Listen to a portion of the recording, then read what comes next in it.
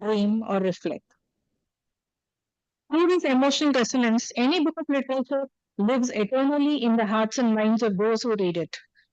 Psychology being my expertise, my approach to literature is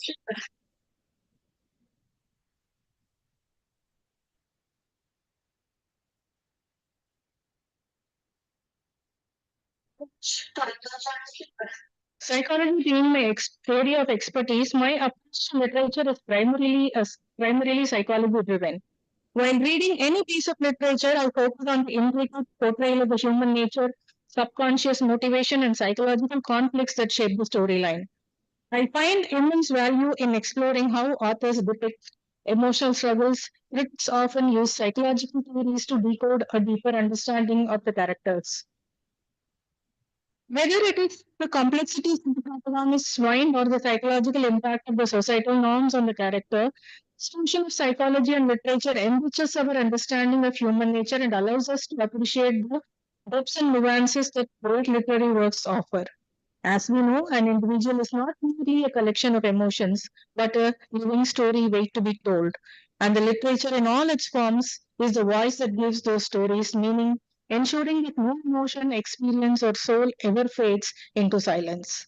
We can say that the broad canvas of literature captures these psychological realities by portraying characters who struggle with memories, identity issues, and the grinding efforts of guilt and the existential questions, to name a few. I believe literature and literary discourses should always adhere to not just answering literary questions, they should address the existential ones, shaping the future of our shared humanity. Today's gathering witnesses our passion for literature and its ability to inspire, challenge, and enlighten. I want to extend my heartfelt piece of appreciation to the conveners and their team who initiated the conduct of this conference. Their passion for fostering a space for literary discussion and intellectual exchange has brought us together today to engage in meaningful conversations, celebrate literary brilliance, and deepen our appreciation for the written world. With this, I declare the conference open and I welcome you all. Thank you.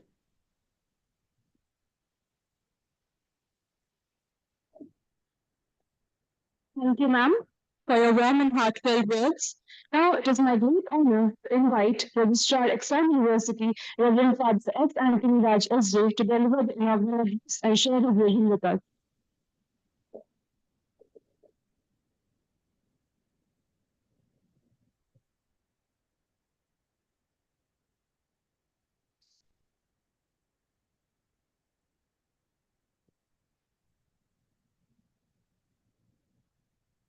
Dr.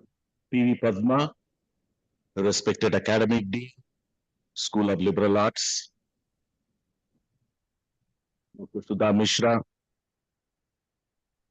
of the Department of English, School of Liberal Arts,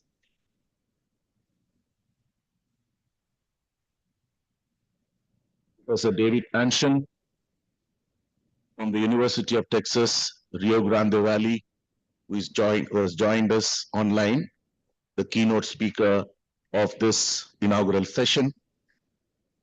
Professor Pramod Nair, Senior Professor, UNESCO Chair in Vulnerability Studies, University of Hyderabad.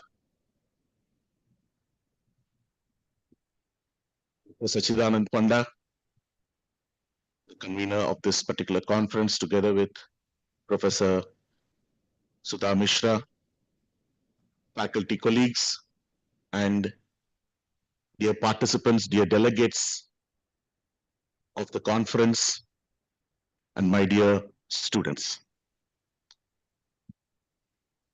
Very warm welcome to each one of you, especially those of you who have come into our campus from outside and those who have joined us online.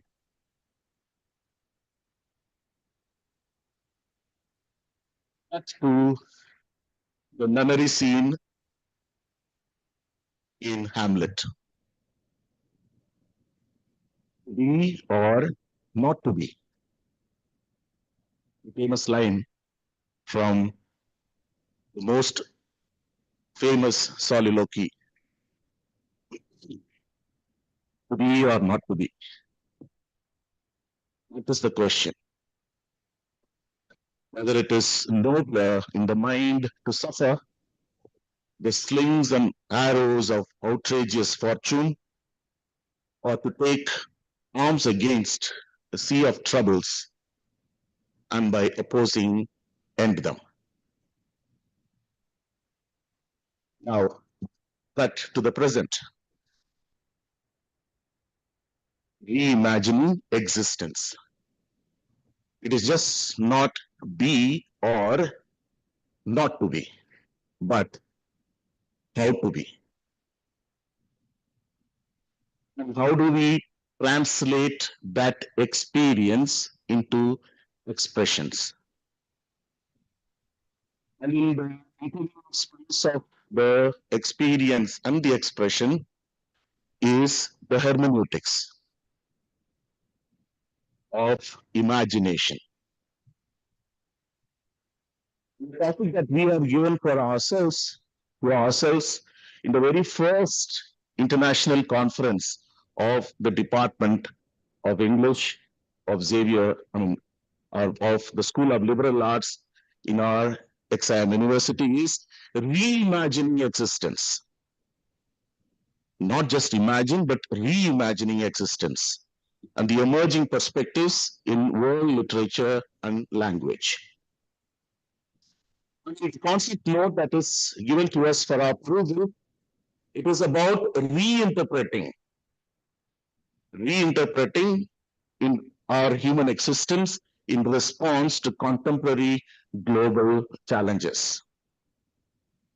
As I said, there is already interpretation in the way we imagine. If we have memory and imagination as the twin motors of our life, the twin oars of our lifeboat, how is our way of being, and how do we reinterpret that in literature? That is the task of this international conference. The ways of being reflect on what is going on inside, internally. Our mental, emotional state, our thoughts, how we feel, all this in our body. And these ways of being give rise to our ways of acting, the way we respond to life. The first is about how life treats us, but how do we treat life? What do we think, say, and do? Therefore, according to a particular philosopher, would be four ways of being in the world. That which happens to me, that which happens by me, that which happens through me, where I am the via media, and that which happens as me. Four states of consciousness from which anything can be done, from which every interpretation is done, from which every reimagining and reinterpretation is done. And in all this, the effort is to be authentic, being consistent with who you hold yourself to be for yourself and in respect to others. And to be the agent, the second point, to be authentic and to be the agent, being the cause in the matter of everything in one's life. That I am an agent. I'm not just the one who is acted upon. I'm not a victim. I am the master. I am the mistress. Being the cause in the matter is a stand that one takes about oneself and one's life. I am the cause in the matter of everything in my life. The third is, surprisingly, to go beyond oneself, being committed something bigger than oneself. that which brings meaning to one's life. Lastly, of course, in all this, to being a person of integrity. Uh, all these are ways of being authentic, being false in the matter of everything in one's life, being committed to something bigger than oneself, and being a person of integrity. And literature and every form of literature, in fact, interprets, continues to reinterpret through its own hermeneutics the message, the narrative, the context. Now, we are here for our very first international conference of reimagining existence. I congratulate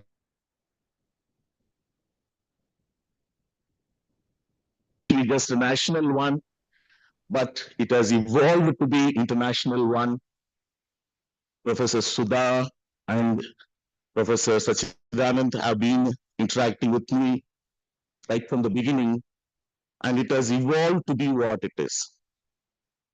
And I'm sure our meaningful interactions, our full interactions in this very first international conference will bring to fruition this effort that has gone with the organizing committee, the volunteers from this nascent school of XIM University, from this nascent department of the School of Liberal Arts. A lot of efforts have gone in. And let God, Goddess Almighty, bless all our dialogue and conversations in reimagining existence. God bless us all.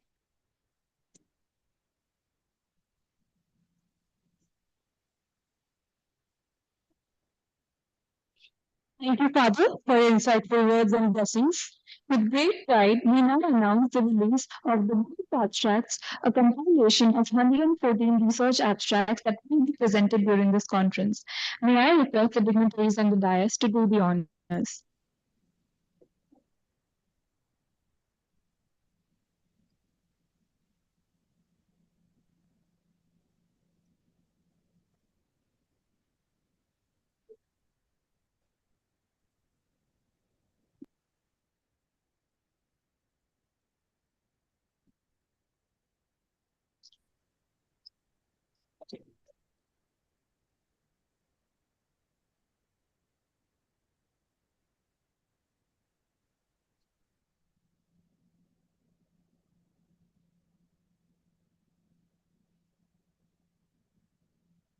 Additionally, we introduced the FLA newsletter with TAS, an initiative by the School of Liberal Arts that highlights the contributions, creative works, and academic achievements within our vibrant academic community. May I request the dignitaries to kindly release the FLA newsletter.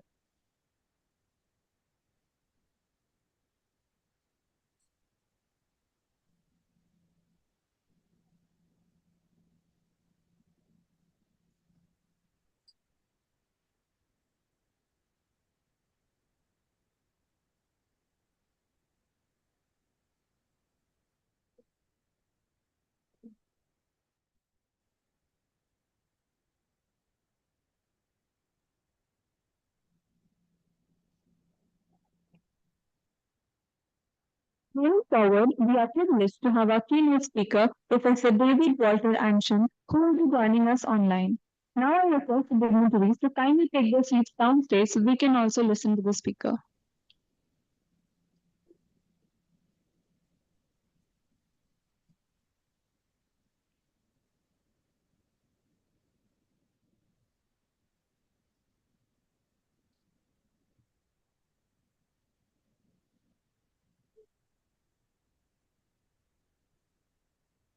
ऐसा है सब यहाँ पे अभी तुम्हारा video चल रहा है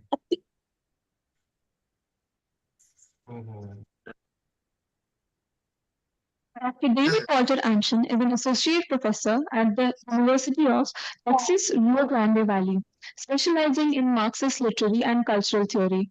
With a PhD in comparative literature from Stony Brook University, his work explores the intersections of ideology, realism, and media studies.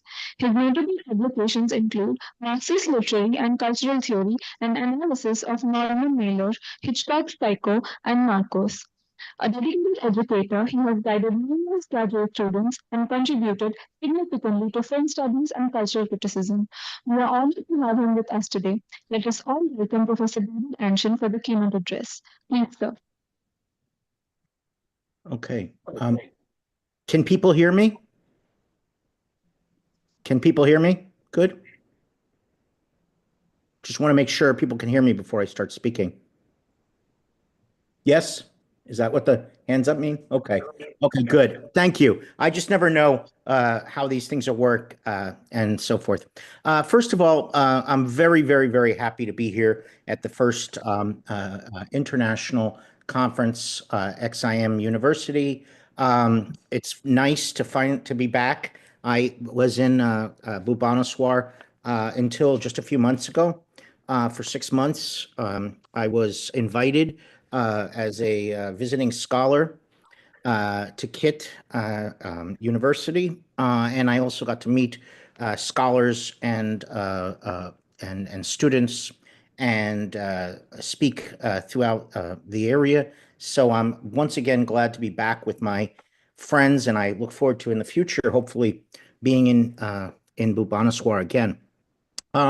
I think that the title of this conference is very, very well chosen. I really like reimagining existence, emerging perspectives in world literature, because I agree with what has been said. We're kind of at a stage in human history, it seems to me, where we have to, and especially those of us in higher education, we have to kind of reimagine existence. The social, political problems that are taking place around the world are obviously very intense. Just preparing for this talk, I noticed just in passing a headline on my phone, which says that, let me see if I can find it. Hopefully it's not gone. Now it's not here. It said something like the effect of Harvard University having problems. The future of higher education in the United States is in danger. And this was just like, some news source. And this is what we've been hearing and talking a lot about in the United States. And it's kind of pleasant because when I was in India, it looked like, or it seemed at least, like things were expanding rather than the kind of contractions that we have in the United States. So I hope that's the case. But what's at stake, obviously, in this conference and for all of us is the future of humanity, and can we reimagine existence? Because so many conditions that so many people live under, so many problems escalating, whether you're talking about the wars that are escalating, whether you're talking about various kinds of ecological devastation. Indeed, it seems like we may be at a stage in human history where, without exaggerating, if we don't reimagine our existence, we may not have an existence. Humanity is at a moment in which things seem perilous. And at a moment like this, we also have to think about priorities. And what I mean by that is, we've all chosen to develop our careers and our lives and our livelihoods and our passion into promoting and literature, as some of the earlier speakers have mentioned. Literature has obviously incredible insights that it gives us in terms of psychology, in terms of society. But what I think part of the idea of the title also is for us to sort of speculate about what are going to be the emerging perspectives in world literature. And I think that we should start with the fact that whenever you talk about something emerging, you do kind of have to make some kind of relationship to what came before. And so my talk today is going to focus on two aspects of my work. that I encourage other people to, get involved with, but also why and how I think we need to rethink some aspects of the past in order for us to move to a new future that is worth imagining, not one that's filled with sorrow and war and increased problems of racism, violence, sexism, intolerance, but rather one in which we can actually have a better future. So I'm going to do two things. I'm going to talk a little bit for part of my talk about Marxism, which is my area of specialization, but in general, the move that I think is important towards political approaches to literature. For a period of time, due to various intellectual, cultural currents, whether we want to talk about what's been called postmodernism or what's sometimes called post-structuralism, or what's some versions of what's called globalization, neoliberalism. Basically, to varying degrees, there's been this argument that our future has to involve a future with capitalism. And so I'm going to argue against that a little bit, and talk about what I think we need to think about in relationship to Marxism. And hopefully I'll have time and I'll segue into part of an essay that I have written that is theoretically that's been accepted, but it's still in revision, that will come out theoretically on an anthology about representations of Indian famines. And I'm going to be talking a little bit about a writer that I've been working on for this essay, Bhabani Bhattacharya. I'm probably terrible with the name, so forgive me. And his two largely forgotten books, which I think offer a really great example of political art that we can learn from. So that's what I want to kind of try to do in this time, and then also hopefully have time for questions. Now, again, it doesn't take a genius to realize that there's very, very deep problems in the world, and in that context, several things take place. One is we are less attracted. There seems to be kind of an oscillation in the history of literary theory between what I'm going to very loosely call aestheticism, or the idea of art for art's sake, and the idea of something about literature and art that makes us better people, that educates us, that makes us more intelligent, more sensitive to human suffering. And it's that second part, the political humanist aspect of literature, that I think has been under assault within literary theory for quite a bit of time, for some good reasons and some bad reasons. And I think that that's probably going to be changing as social conditions intensify. So anyway, that's what I want to try to do. And then, of course, leave time for discussion. I mentioned Marxism, and like I said, most people sort of realize that there's a problem. There's lots of problems, but the biggest problem that people have, I think, with the ideas of socialism or Marxism or communism has been two things. One is the terrible failure that most of the movements that use that label went through politically and intellectually. And in terms of literary theory, in terms of politics, I mean, briefly, I think it's very important to, and what I argue for in a lot of my writings is going back to the original writings of Marx and Engels, Lenin and Trotsky, who I feel represent a kind of perspective on literature that I think is, and on culture and ideas, that I think is demonstrably different than what I would call Stalinist legacy.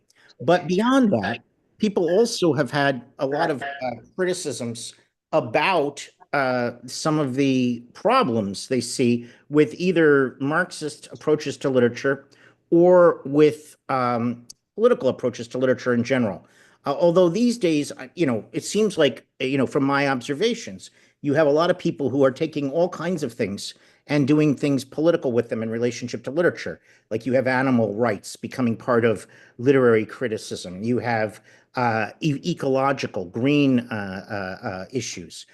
You again, definitely for a long time have had feminism and critical race theory and other kinds of programs. But what Marxism offers is an attempt to think about all these things together and to claim and to argue and to see if it's possible that there's something about the way our economy and society is organized that is responsible for the problems that we face.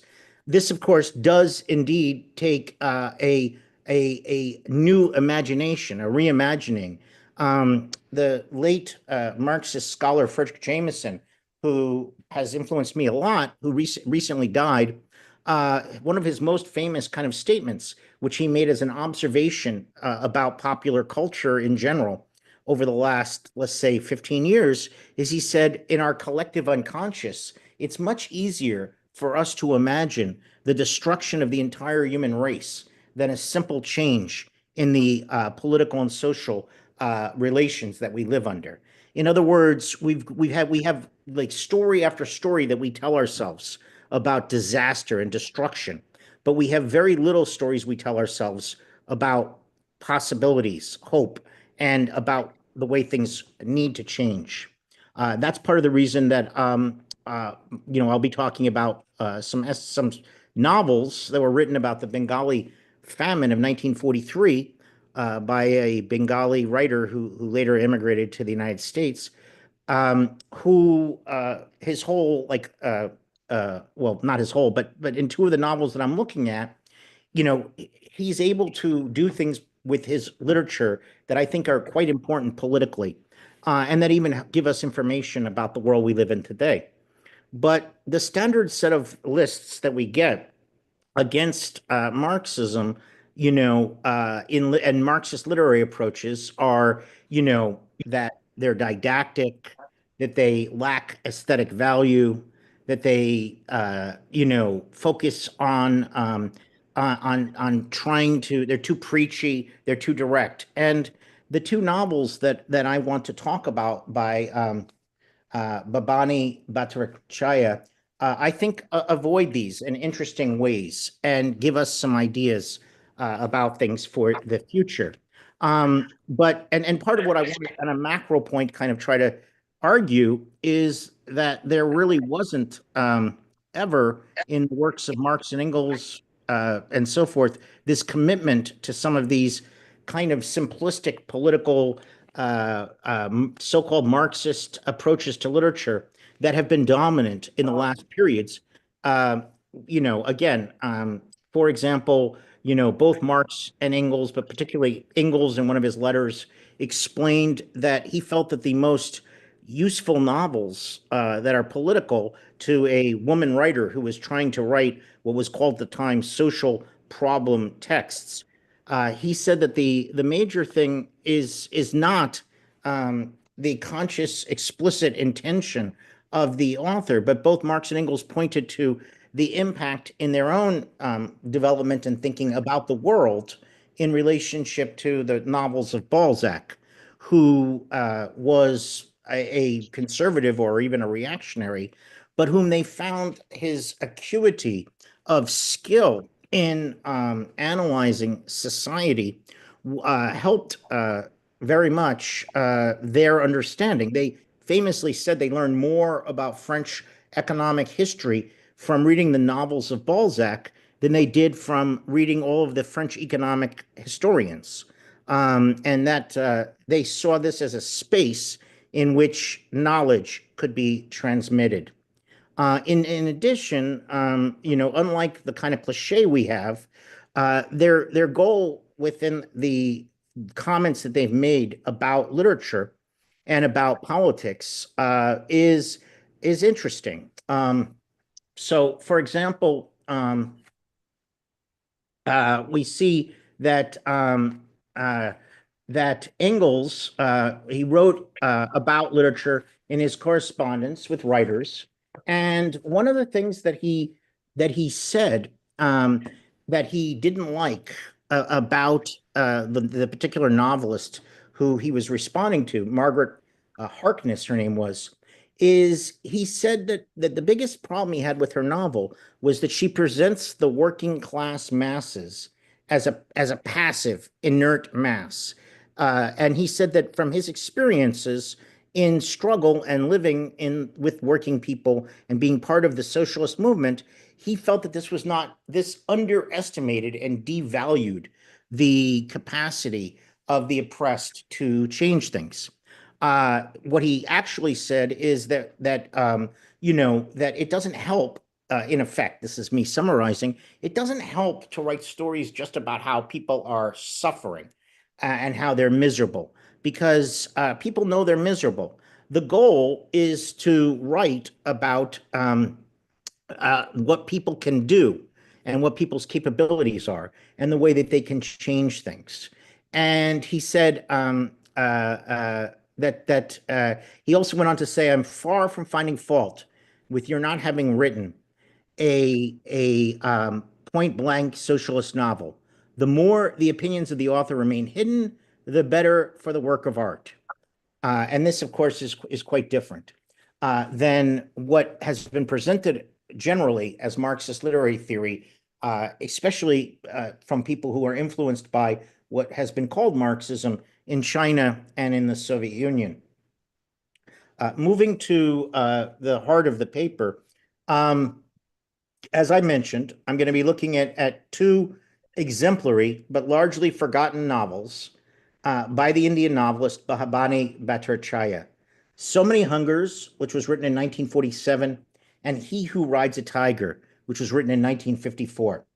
And both of them provide political analysis and historical representation concerning the problem of mass hunger, death, extreme dehumanization, and exploitation during the Bengali famine of 1943. Part of my title that I used for this paper is "Hungry Man, Reach for the Book, It's a Weapon," which comes from a poem by Bertolt Brecht that he used. And I like that because what he's saying is that books, literature, and history are not just things that are there to entertain us, although there's nothing wrong with that, obviously. And they're not just there for enjoyment. If a book can be a weapon, this means it can actually provide real information, real knowledge about the world, and help us, therefore, change the world. Now, one thing that I found so interesting about these novels, as I already mentioned, is, they're both about the Bengali famine. And for a long time, there's been debates within literature, particularly around the Holocaust, ever since Adorno's famous statement that to write poetry after Auschwitz is obscene, where the Marxist-influenced social thinker Adorno argues basically that literature is always going to pretty much function for the people in power, and it's going to function as a kind of a failure, and that the purpose of literature is just to point to the inability of the functioning of language, of representation. That his argument is that it's through showing the inherent inability for writers, readers, the imagination to, especially as he points out, given the crimes, the suffering, the horrors of things like Auschwitz. And so I felt excited to when I discovered this writer, because he's talking about tragedies that are similar to the tragedies that the people under the Nazis went through. But he's doing it in a way, in both books, they end with a very, I don't even want to say optimistic, but they keep the struggle alive in these novels. And And again, so first of all, I find these novels pretty interesting and important, and they're both out of print in the United States and not available on Amazon. So they really have they're kind of hard to get your hands on, but they're good. Um, One thing that there's really, according to several of the historical scholars who've written about the Bengali famine of 43, and not just historical scholars, but famously, um, you know, uh, uh, I'm just forgetting his name right now, but the economist Amartya Sen won the Nobel Prize for proving that the Bengali famine and other famines were not because of a shortage of food. It wasn't like an absolute absence of food. It was rather that there was an inability for people to buy the food. Estimates put it between 1.5 to 3 million people died. And these were deaths that were that several powerful, rich groups, I think we can say, were responsible for. We could start with the British Empire, which was at that time presenting itself as the center of the free world, fighting for democracy and against fascism, while precipitating the deaths of many people from India. And particularly, we have to acknowledge the role of Winston Churchill, who seemed to go out of his way. There was also the worldwide stock market, which led to investment in war materials, rice, and foodstuffs, raising world prices while leaving millions of Indians with diminished purchasing power, leading foodstuffs to leave Bengal and go other places. There was the local capitalist food hoarders and investors who anticipated higher prices and made food less available by storing it under lock and key. And there was the general cutting off of rice supplies in general from Burma due to the war and hoarding.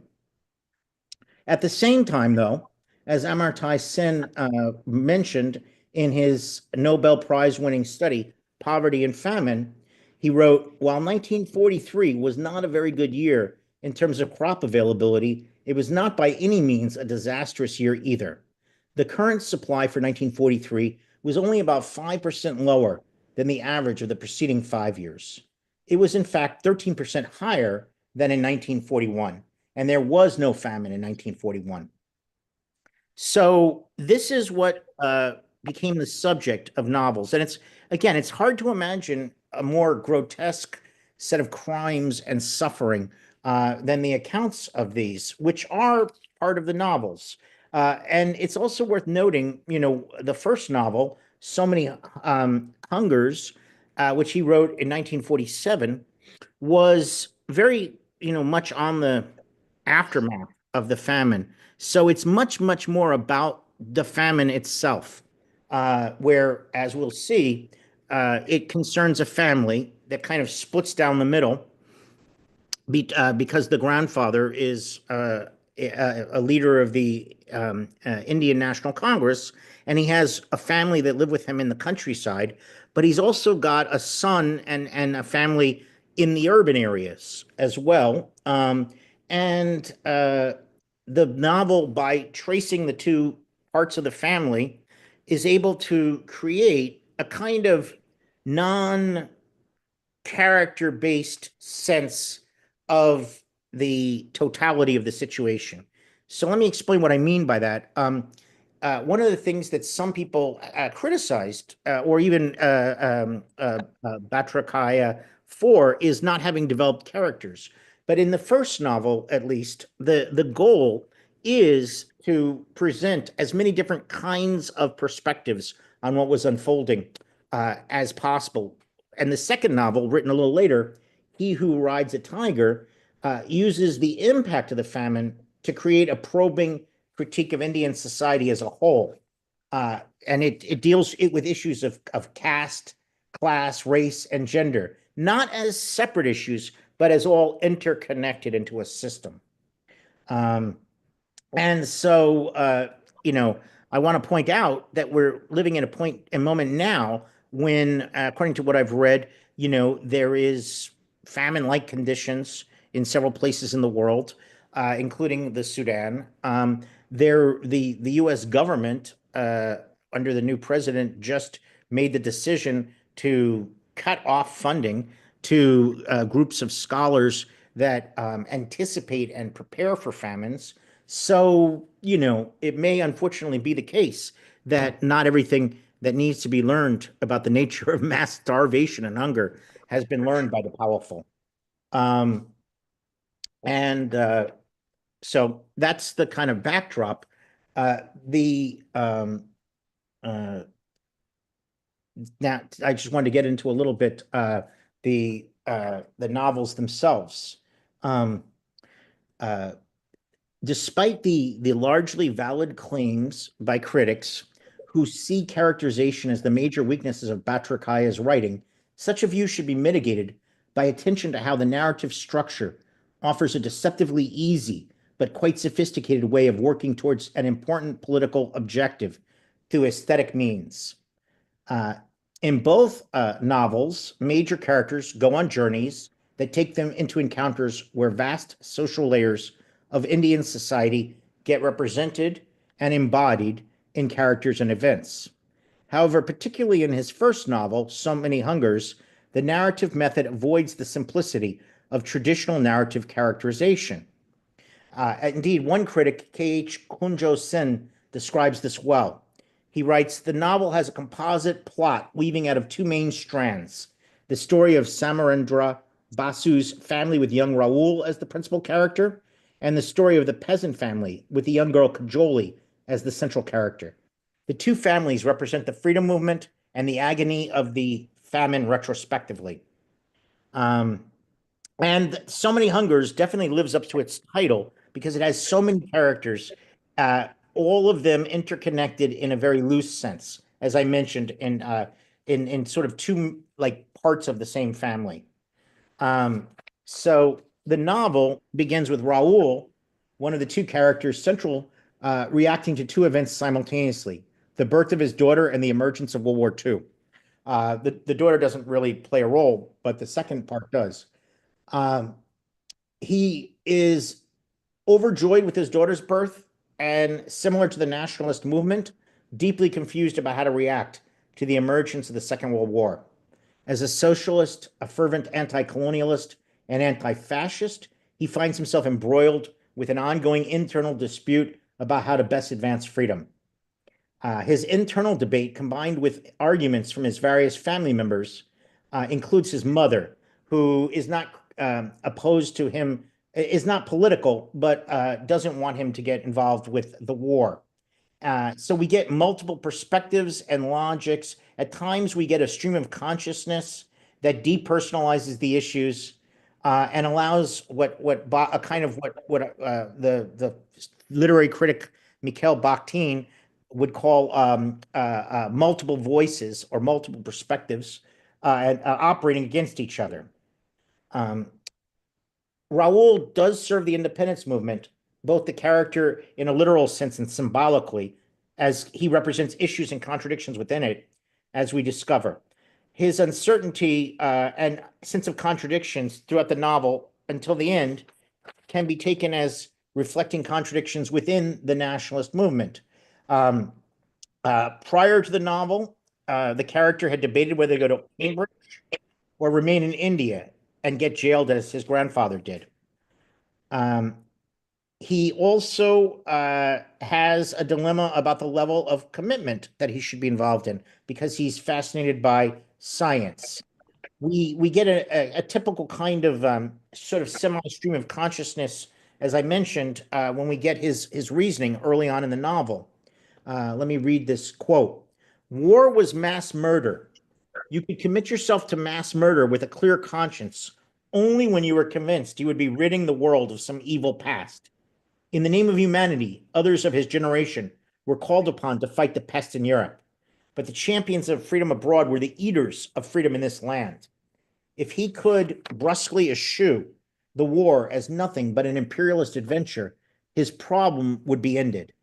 Was it not likely the war would break out of bounds and give reality to the professed aims of false-hearted politicians, creating out of a world in ruins, a new enlightened world order.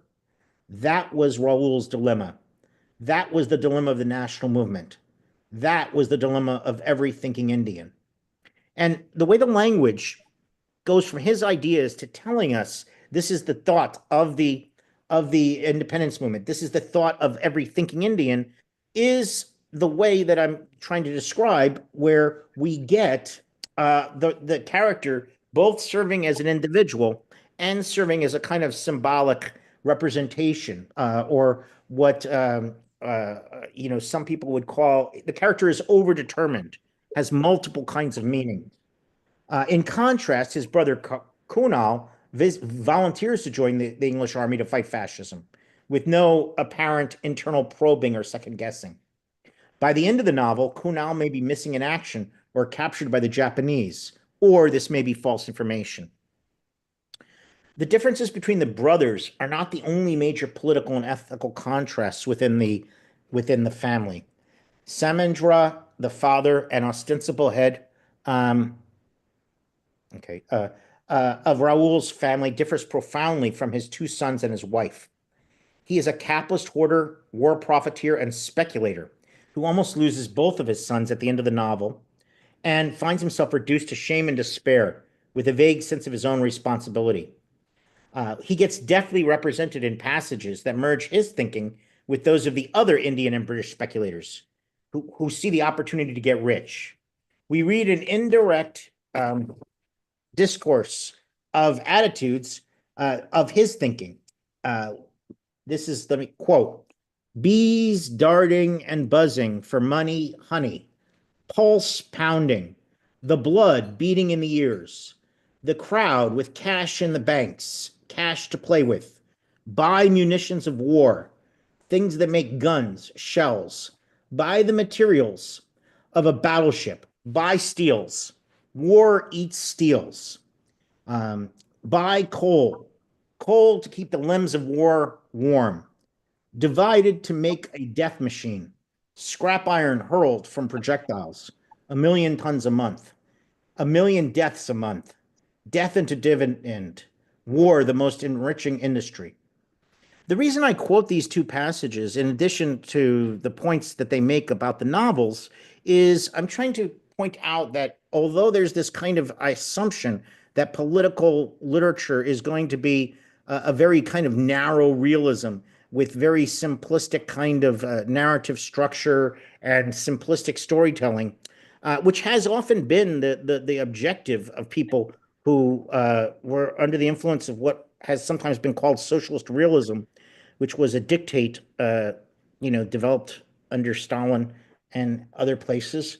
What Bhattacharya tries to do is literally give you the sense of the kind of what was in the air. And he does so using innovative techniques. In addition, as I was mentioning, these passages get to heart of what Marx calls commodity fetishism, which is where commodities become our gods, wherein those who produce and use commodities, the human features of labor and laborers all get swallowed up, sacrificed, even eaten in pursuit of the god of money. Interestingly, commodity fetishism is the explicit subject and theme of a later book of his, The Goddess of Gold. As a result of Raoul's confusion concerning whether to fight for the British in World War II, and his inability to gain any clarity from his father, mother, or brother, Raoul travels to the countryside to talk to his grandfather Devanta, which opens up the dual narrative. From the grandfather, readers encounter another wing of the family, the rural peasant line. Raoul meets his grandfather's wife, their two children, Kajoli and Onu, and then returns to the city. On the one hand, the novel features Raoul's family, and on the other, another branch, the wife and children of the grandfather's rural family, centering around the grandfather's young daughter, Kajoli. The novel moves in chapters and sections between the experiences, thoughts, and judgments of an urban, professional, and bourgeois family. Raoul's family and a parallel mirror image family in the countryside, albeit with a missing patriarch, since the grandfather gets jailed, as Gandhi and the other leaders of the Quit India movement did as the war broke out. Okay, The rural family, we see in intricate detail how they basically are driven to starvation and have to go to the city. We also get accounts of things that really happened, like the destruction of fishing boats by the British, and the destruction and the killing of animals that were used for farming. Um, and so, but so we get these real experiences. Um, Eventually, uh, uh, Kajoli needs to go to the city and has to face a decision out of desperation whether or not to become a prostitute. And she is motivated to do this to protect her family, but finally, in the end, she remembers a promise that she had made to her grandfather to continue as a revolutionary her whole life, and so she rejects that idea. Um, so, both groups suffer. The character Raoul in the urban setting eventually uh, almost encounters his sister slash niece, I guess, would be if your grandfather's daughter. Anyway, I won't try to figure that out. But he's actually feeding people who are starving, and he doesn't notice her, and she doesn't notice him, and so they never quite connect at the end. But which I think is partially intentional. Finally, the two characters, she makes the decision not to become a prostitute, and he makes the decision to continue to denounce the British and gets arrested. And that's the end of the virtual end of the novel. But I want to read the last paragraph of the novel. It says he. This is from the novel So Many Hungers.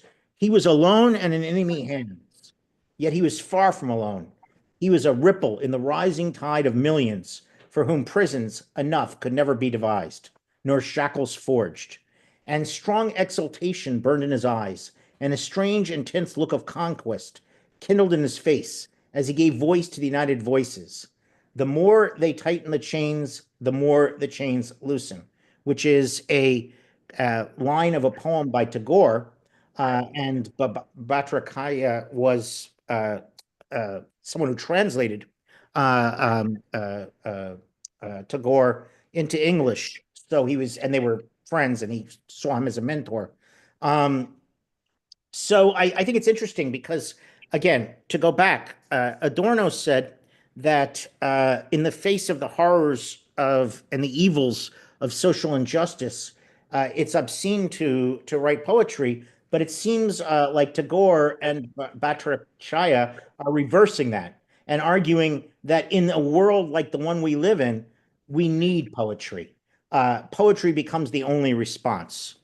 Um, Moving briefly to the other novel, He Who Rides a Tiger, which this section I had titled He Who Rides a Tiger Cannot Dismount, but Sometimes Must.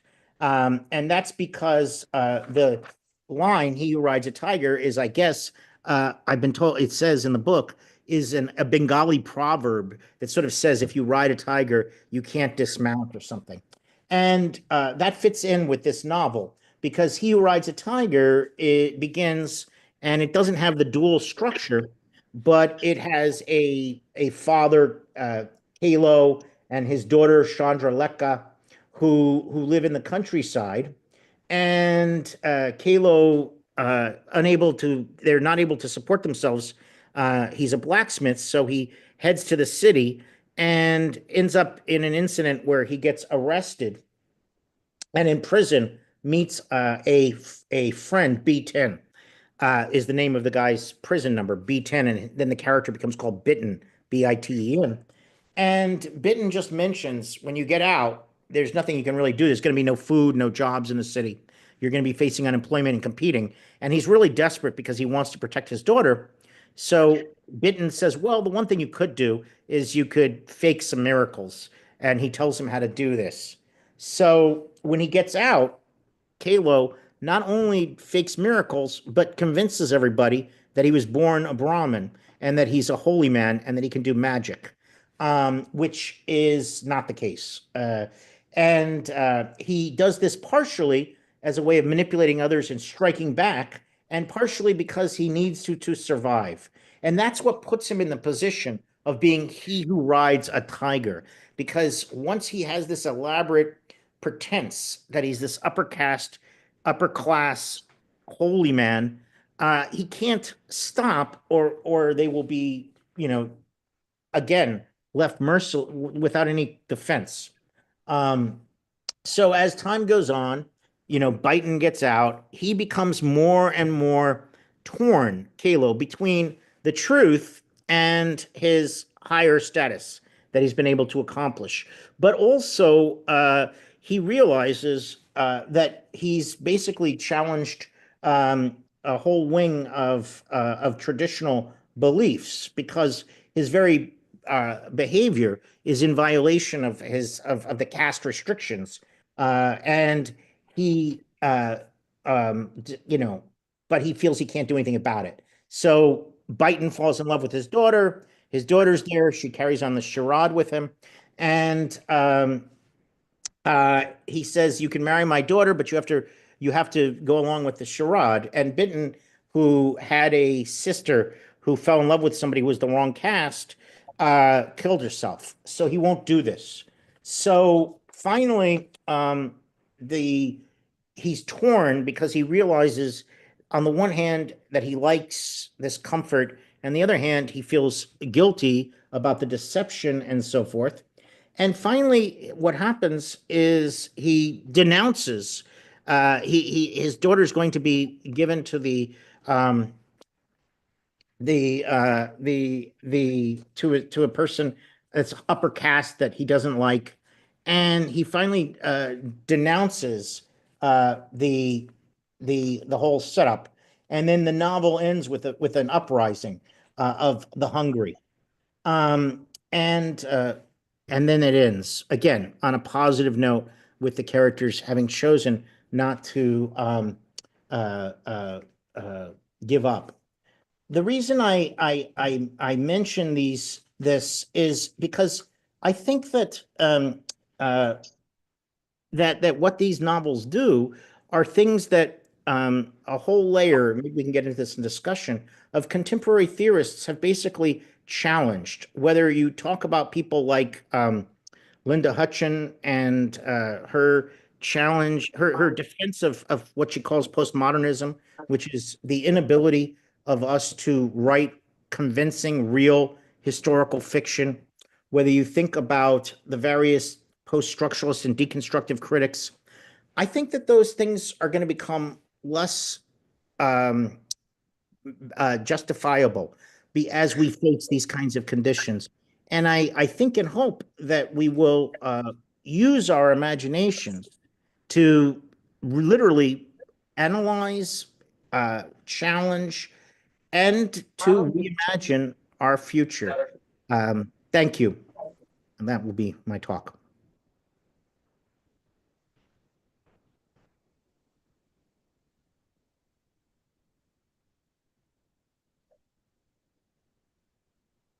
Thank you, Professor Anshin, for such an engaging address. Now the floor is open for questions.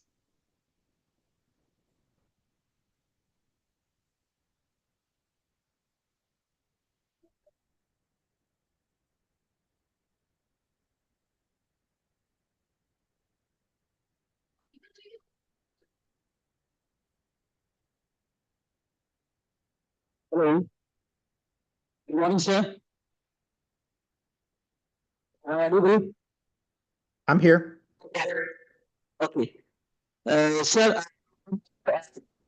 typically focus on the two levels of horizon here. Do you think that they have potential of affecting in society in the 21st century, or it's just a construct of contemporary social reality?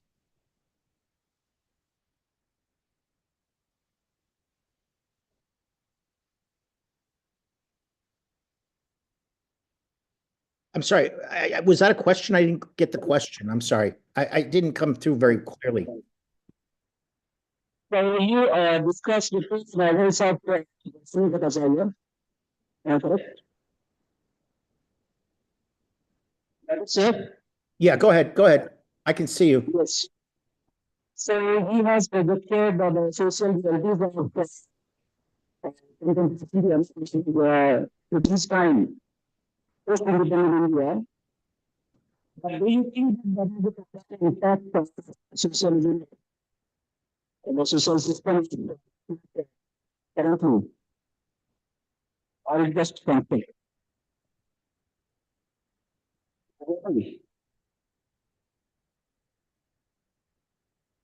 I'm sorry. I couldn't understand what your question was or your comment. I apologize. I'm not getting it. And maybe someone else could, I don't know. It's just coming in very muffled. Someone could write it in the chat or perhaps a louder. I do have hearing problems, but I'm hearing it okay.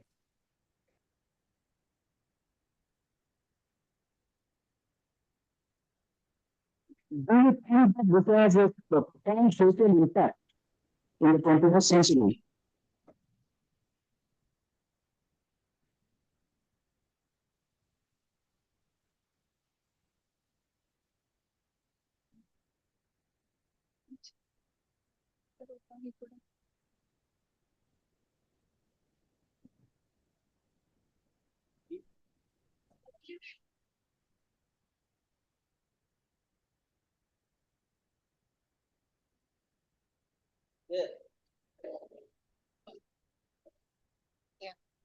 Hi, David. Is it Hi. audible to you?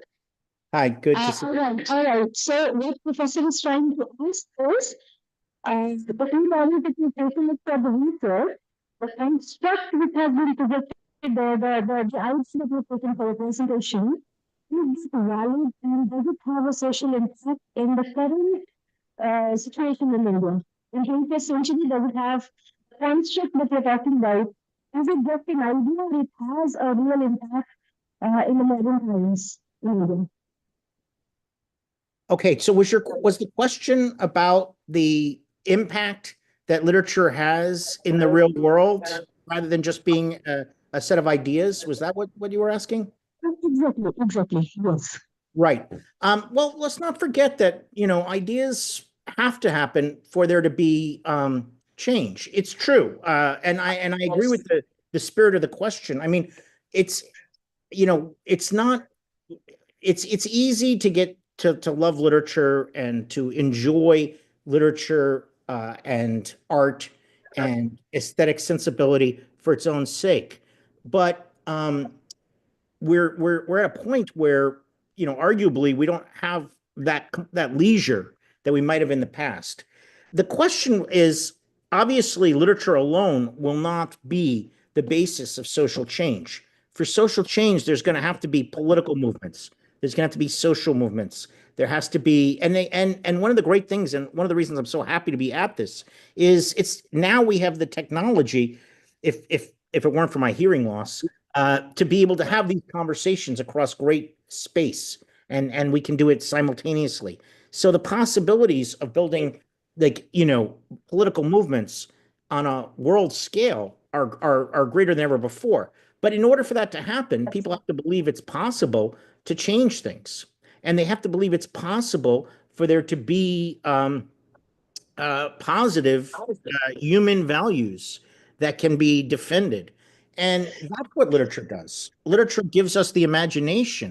It's like in one place, a particular Marxist, Louis Althusser, who I don't always agree with, but he made the point that that literature is neither what he called political analysis or Marxism. He called science, right? And what is general common sense, he called ideology. And he said that what literature and art is, good literature and art, is it's neither science nor is it it's neither ideology. It's not pure ideology, nor is it pure science. Like you can't from a novel get a historically valid in itself analysis of, say, a historical crisis like the Bengali famine of 43. But what literature can do is it can give you the sense of how people perceived those experiences. In other words, you don't get the experience of the reality directly. It's literature. And even history and writing is obviously mediated from the immediacy of the real world that we inhabit, that literature reflects and represents. But the very act of representing solidarity, representing change, representing the possibility of people being able to think differently is precisely what only maybe literature can do, and culture and art, which is it can give us a hint, it can give us a clue, it can stroke our imagination to again pick on the title. We can reimagine ourselves and other people through the construct of literature. Literature isn't politics, and literature isn't just fun and games, although it should be all three. It should be fun and games, and it should be, but it also is a way for history to be kept alive through not the historical knowledge in a rigorously objective sense, but through the subjective experience of the historical process. And I think that, like I say, I think that there's that if we read literature within that context, then I think that we have a real justification for why it's so important what we do and why it's such a disappointment, at least in the United States, the way things that are not science, technology, engineering, and medicine don't really have a priority in the for finances and resources. The capitalist class wants people who are engineers, but they don't really necessarily want people who understand the Bengali famine of 43, it seems to me. So I hope that I'm getting to your question, and I apologize. I took a few times to be able to understand what it was, but that would be my thoughts. Okay, thank you, David. I believe that the professor has got his answer. Thank you so much. If there is any other question.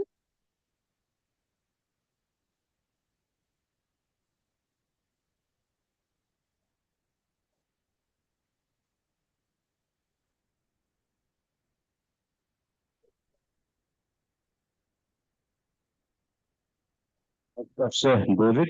This illuminating talk. Thank you, Agraj. Am I audible to you? Is it audible? Yeah, I can hear you. Sure. My question is like related to this famine that we're talking about, Bengal famine. Recent political discourse of India, we are revisiting almost everything. And Winston Churchill has become far more important than he was maybe 50 years back. Now, what we have been in the revision of history is where probably one third of Bengal's population died because of Churchill's inaction. It didn't allow food to be supplied for the least hungry. So what does the first novel that you talked about, so many hungers, does it leave in cases, does it tell us anything about this history that we're talking about? But I'm clear with my question.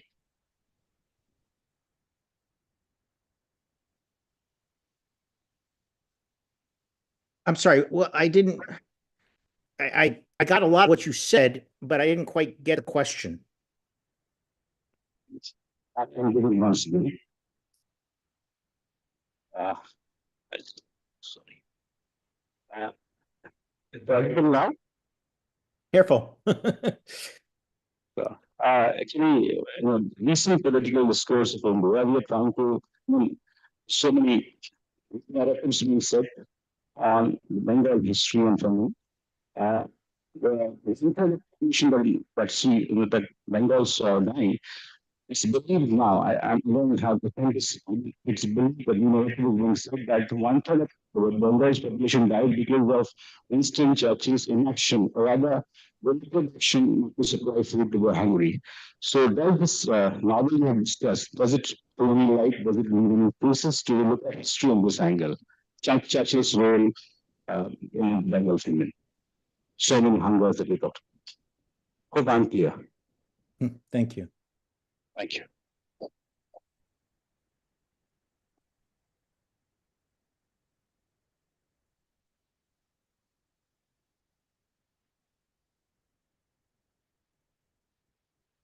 Would you have something to say on that, or shall we close?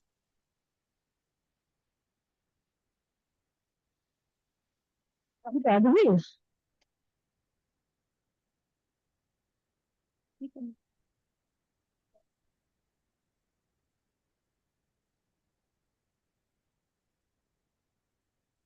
Hello, David, is it audible to you?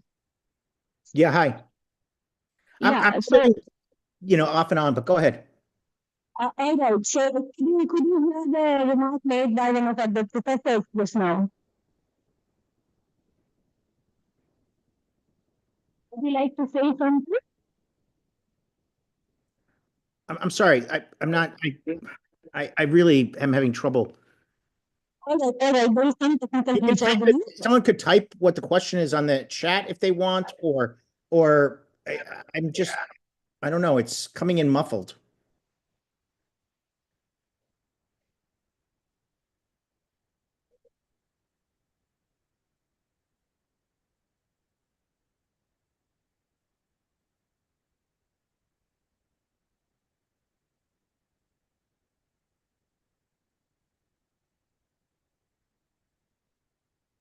Are we out of time? I don't know what the time schedule is. I think it's time for the next speaker. So we will close here. Yeah, we will let us just meet probably. I'll take all the questions in manually. And we will respond. We will write in the chat box all the questions and maybe we can respond by writing to these questions. Okay. Yeah, that's great. That would All make right. it. Thank you. Thank you. Thank you. Thank you, sir. Now we will take a short bio break of 5 minutes before proceeding with the engaging plenary speech by Professor P.K. Nair. Okay. Thank you.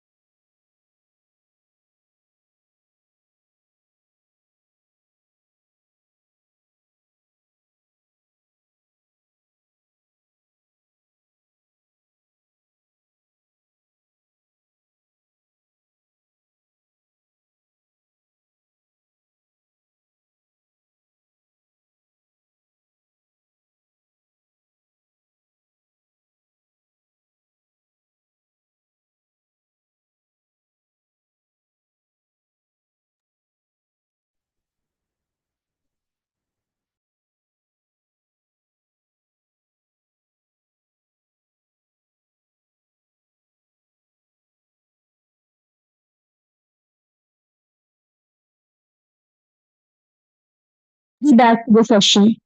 Now, we have the first plenary speech by an eminent scholar who needs no introduction, Professor Pramod K. Nair. Dr. Pramod K. Nair, a senior professor at the University of Hyderabad, holds the prestigious UNESCO Chair in Vulnerability Studies.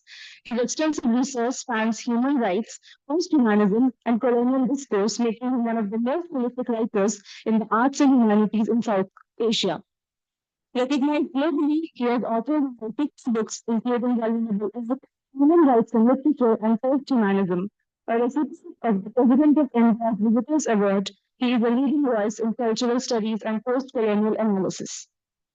Before I invite Professor P.K. Nair, I request the session rapporteur, Dr. Madhusmita Pati, professor at Ramadevi Women's University, Bhubaneswar, to kindly take her seat on the stage.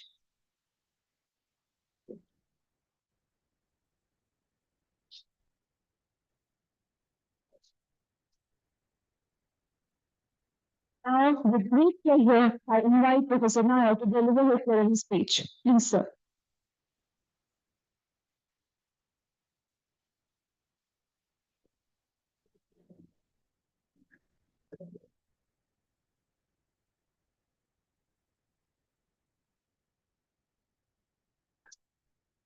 Thank you. Thanks primarily to Sudha Mishra for getting me here, to Chinmay for all the arrangements, other members of the faculty whom I have met, my old friend Madhusmita, whom I'm meeting after several years, others with whom I've had email communications like Manoj, I've also known him for several years, students, participants. In the first talk, and new friends like Sachanan. In the morning talk, David Anshin's focus was on a kind of historical realism that informs fiction writing and geopolitical conditions such as famine. I'm moving as far away from that as possible and as imaginable in what I have to say, because my talk, as some of you might have gleaned from the abstract, has to do with Neanderthals and hominids and Earth 1.5 million years ago. Questions of famine were very far from people's minds. There was, fortunately or unfortunately, no Karl Marx at that point in time. There were strange beings and beasts. And happily for Earth, there were no human beings either. But over a period of time, humans also appear. And what goes on then is the subject of my interest here. It's also slightly different from, I think, what Sudha envisages, Sudha and the team envisage as the focus area of reimagining existence, because my interest is in existence before existence of humanity itself. It's part also of a forthcoming book called Critical Post-Humanism and Contemporary Fiction, but it refers to not just contemporary fiction, but small and interesting novels such as Arthur Conan Doyle's The Lost World, Edgar Rice Burroughs' The Land That Time Forgot, and others. And a bunch of novels that have appeared in the last 20 years, all of them very interested in the age before humanity, and some canonical texts such as William Golding's The Inheritors, the first great novel about the Neanderthals that I'm aware of. A genre increasingly characterized and called Paleolithic fiction, fiction based on fossil records, paleontology, and whatever scientific developments have happened in evolutionary biology, but also philosophical, geological concepts such as deep time. So my interest is in looking at existence in the broadest sense, which is not anthropocentric, a world, a planet before or in the early stages of humanity's evolution, which makes it, as our critics have argued, not just pre-anthropos, but sometimes even anti-anthropocentric against humanity. And this connects with post-humanism, which is my key interest in this particular book, because it decenters the human. The human is no longer at the center of things. But the other question is, would we count the pre-human as human at all? Would the Neanderthal be categorizable as human? Evolutionary biology, and please don't worry that this is a talk on biology. It's not that. Before you start thinking that Sudha calls the wrong kinds of persons, it's not that. Though I do have a background in biology as well, but that's not the point. But is the pre-human with very limited cognitive apparatuses characterizable as the human and recognizable as the human we see today? Or would they be a different form of the human?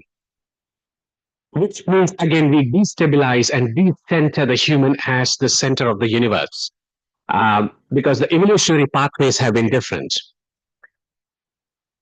Dean Orr's novel, The Clan of the Cave Bear, opens with an earthquake that strikes a small group of humans and leaves only one survivor. She writes, "Glaciers spanned the continent on the north, pushing their cold before them. Untold numbers of grazing animals and the carnivores that preyed on them roamed the vast prairies. But people were few. People were few. The planet, we are told, is, quote, restless and molten." Yes, Kunz, The Stonebreakers, is set in the American continent of 13,000 years ago, when the ice had retreated far into the lands above the Great Lakes. It is a story, he writes, quote, of two groups of people.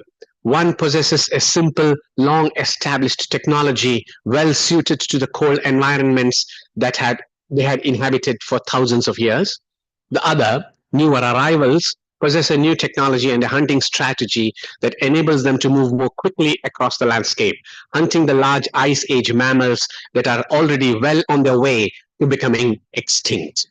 And which is the point also to be kept in mind with this pre-human era and the early human era. What happens to other species? We do know, for example, the woolly mammoth was hunted to extinction. Humanity has single-handedly exterminated several species. The only species we are not responsible for extinction is that of the dinosaurs. But the only reason why the dinosaurs were not killed by humans is because the humans were not there. Otherwise, we would have done that as well. So the dinosaurs were in some ways fortunate that they were eliminated by a comet and not by humans. Analytic and pre-human fiction is post-humanist in my view because it is post-anthropocentric, and in the view of other critics like Declan Lloyd, even anti-anthropocentric, intended to somehow wrench us away from any merely human conception. Anti-anthropocentrism is a reimagining of existence in a post-humanist mode of establishing and thinking through, even as speculation or as myth, a different connection with the planet's past. This kind of reimagining of existence in such fiction is an engagement with what has now come to be called deep time. Deep time is geological time. It's pre-human time, even non-human time. From the formation of the Earth 4.5 billion years ago, and even further back to the formation of the universe 13 to 14 billion years ago. This time has received considerable attention from historians, cultural commentators, and of course, geologists and paleontologists. My interest here is in how the sense and consciousness of deep time is post-humanist and a radical reimagining of existence. And please note, I'm not classifying existence as a human feature alone. I'm using the category existence to talk all forms of life and the non-living. Deep time, Noah Herringman argues, is a field of imagination, providing a counter history to the 20th century narrative of a time revolution. That is the question being, when we reimagine existence, what is the sense of time before time? How do we imagine a time before time emerges? David Farrier has argued that we in the Anthropocene have acquired a newly poignant sense that our present is in fact accompanied by deep pasts and deep futures, what the geologist Catherine Yusoff will characterize as geological life. This perspective, which is quite similar to James Lovelock's famous Gaia-centric perspective, displaces an anthropocentric one. Comparativist scholar Waichi Dimok, attempting a new history of American literature, employs the term and idea of deep time to speak of a set of longitudinal frames, at once projective and recessional, with input going both ways, binding continents and millennia into many loops of relations, a densely interactive fabric. She calls for, quote, scale enlargement along the temporal axis, which means pushing back our sense of humanity to 1.5 billion years ago. While Dimmock's point is well taken, the kind of deep time fiction or paleolithic fiction that I'm interested in, which reimagine existence on Earth, is about scale enlargement, but it also is an enlargement along a spatial axis. So it's not just pushing back in time, it's also pushing back in space. For my purposes, deep time fiction in this talk is also deep terrain fiction. So it's not just questions of time, it's also questions of space, because several of the novels are set in Pangaea, the planet's first continent, well before even Gondwana land and others. It's also set in the first ocean on planet Earth, Tethys, which covered most of the Earth's surface, and then the continents begin to form. So Pangaea is 1 to 1.5 billion years ago in the history of planet Earth. Tethys is even older than that. And it's also interesting to think about this in a very basic sense. When we all went to school, when we studied geography, we were told that 80% of the planet's surface is made of water, right? We all know that. If 80% of the planet's surface is made of water, why is it not called Oceania? Why is it called Earth? It's rather odd that only 20% of the planet is made of land and we call it Earth. We should actually be calling it Oceania. But there was a time in the history of the planet, geologists tell us, when 95% of the planet was water. So deep time is also deep terrain. All such fiction embodies what Herringman calls evolutionary nostalgia, a nostalgia for a time before time. For me, I find a smaller subset what the theorist of nostalgia, Svetlana Boym, calls restorative nostalgia. And my point here is it seeks to rebuild a lost home, a home before we understood the planet as being a home at all.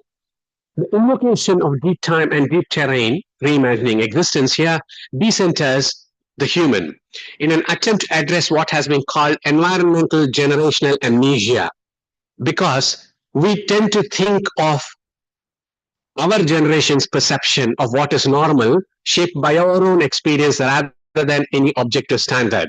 We forget what we have lost because we have no idea of what we have lost. And so we do not realize the full extent of environmental degradation that has occurred over time. In their own way, deep time and deep terrain fiction, paleolithic fiction, put it briefly, enacts a post-human act of what has been called mnemonic care. For me, mnemonic care is actually an act of mnemonic responsibility, the responsibility to remember. Visible in the novels in the form of the hominid uncanny, which is the title that I'm using, the hominid uncanny, through speculative returns to origin stories, hominization, a biological term, and shared creatureliness. So mnemonic care is a post-humanist environmentality, focusing attention on plural and anti-anthropocentric planetary life, geology, and the relations across this. I make two related arguments here. First, deep time, deep terrain fiction is interested in alternative origin stories and shared creatureliness across species, not Homo sapiens alone, a linkage across species. Second, these novels propose mirror image universes following different evolutionary paths and timelines, but recognizable as early human and modern day humans. This is the hominid uncanny, where there is likeness and familiarity, but not enough to see the two species as identical. One of my key novels is the 700-page Evolution by Stephen Baxter, a hard science fiction writer.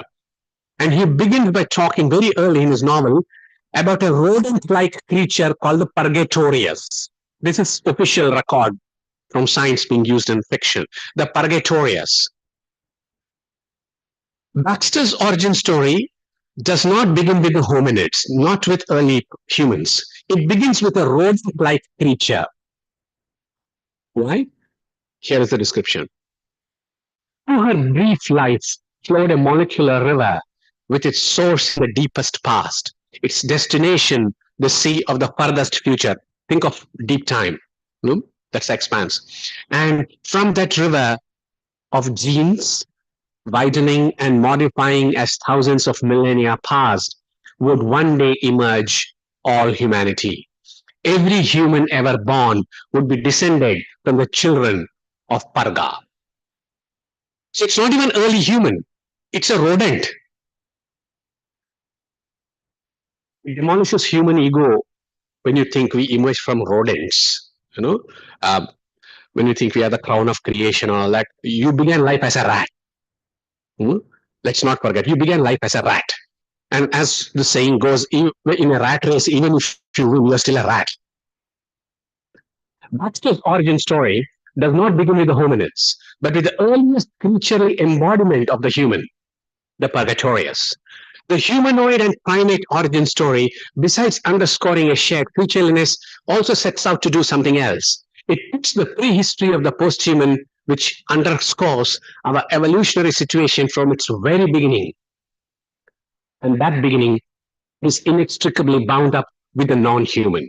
The human evolves from what is clearly not recognizable as human, specifically the rodent vermin form, the Purgatorius. At this point, I'll take a slight detour to point to something else, which is also evolutionary in nature. We know that our moods are dependent upon our dopamine levels, our serotonin levels. Our digestion depends on enzymes. Our growth depends on hormones. These are all chemicals, right? These are just chemicals. It's interesting to think about the fact that all life, animation, depends on the inanimate. You're only alive because non-living things keep you alive. So when you're very proud of the concept of life, when you're very proud of the idea of life, we ignore the fact that animation depends on the inanimate. We are alive because of chemicals, which is an odd thing to think about. And I'm not stepping into the deep waters of spirituality and creation. It's not my area. We leave that to the priests. You know? But think of the irony that what we call life is actually dependent on the non-living. The non-living that drives us, right?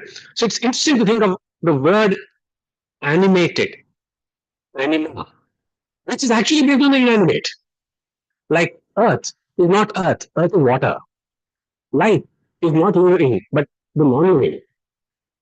Language has a lot to answer for clearly. The analytic question attempt is to trace the origin of the human species, but also, as Stefan Herbrechter, one of the world's leading post-humanist scholars, has noted its future.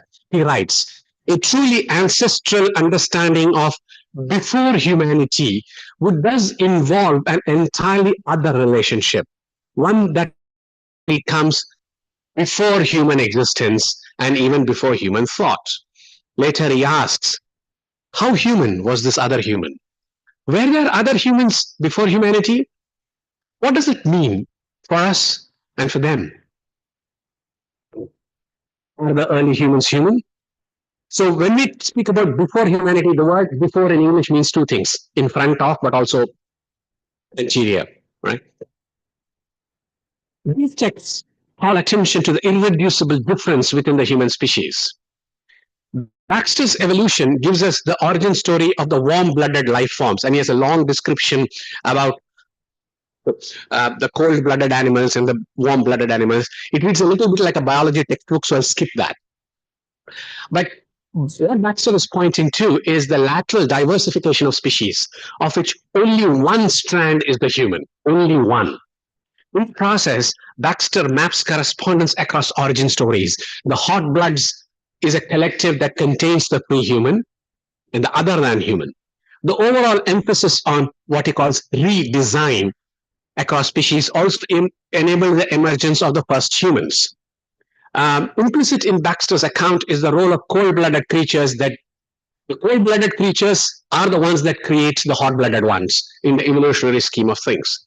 So life forms are responding to the conditions of the non-living, which I just mentioned, and the living components of the planet as it cooled, then warmed up, then of course exploded. In speaking of the transformations of the planet and life forms, these authors speak of how in the days after the death of those creatures, they crumbled, right? When ashes to ashes, dust to dust. Some bones and teeth are all that survive. And even the great DNA molecules could not survive for long. The proteins broke down. The remainder of the bones of this early ancestor of the human Purga were dumped in a shallow depression half a kilometer away, jumbled with the bones of raptors, tyrannosaurs, duckbills, and others. More layers of mud were laid down by floods. The layers of silt turned to rock. The bones were further transformed as mineral-rich water forced into their every pore, filling them with calcite, so they became things of rock themselves. And the bones, says Baxter, began a spectacular journey lasting millions of years. The planet's processes transform the material remains of the life form, so they become the planet. And this is interesting. The bones crumble into the planet. The planet absorbs them. Then the planet gives it back. The calcium we have in our bones comes from our ancestors, which were rodents, evolutionary cycles. So the crumbling, the decomposition, the collapse of those chemical constituents become the planet, and the planet gives it back. Let's take a far more simple example in case this sounds too much like a biology lesson.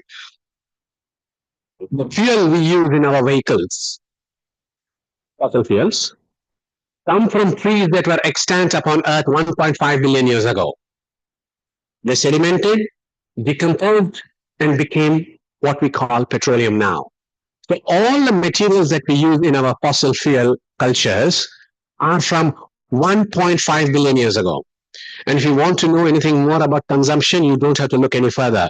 It took Earth 1.5 billion years ago to transform dead trees into petrol. It took us 500 years to exhaust the whole lot. The temporal frames. 1.5 billion years to make petrol. It took us 500 years to finish the entire stock under the earth. The great leap forward, if you want to call it that. Baxter also, and other novelists, but my principal author for this talk is Baxter, also focuses on the role of bacteria and microbes in the formation and reformation of life. As he points out, the corpses are consumed as the bacteria ate their way out toward the light. The sea too eats the corpses of all forms of life. Something else. The sea, vegetal life, and bacteria all come together in the making, unmaking, and the remaking of the world. And that is the reimagining of existence. That when we think of the planet's evolutionary progress along multiple lines, the sea, vegetal life, and bacteria all come together in the making, unmaking, and remaking of the world. There is no one single strand of the origin story that belongs exclusively to a species. All species are multiple. All life is co-species, multi-species. In every species origin story and growth story, there are other species involved. It also involves the Earth's processes and even microbes. It's again a method of decentering the human. Just when you think you are very great, you should understand that you are able to eat and digest your food because there are 10 raised to power 14 bacteria in your stomach. You're basically being kept alive by bacteria. So when we become very egotistic, it's good to remember that it's bacteria that keep us alive. Those insignificant little creatures. That the bacteria survive for many millennia actually shape the future of the planet, and several species is a given. That is, the future of the planet need not necessarily be shaped by the human race, and that's the thesis. The post-human as a temporal post is also microbial. And Baxter's novel begins with what is present today Montana, the United States, of 1.5 billion years ago.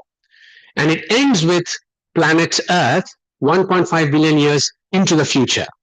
So you're looking at a vast expanse of time. It's not a time we can even conceptualize.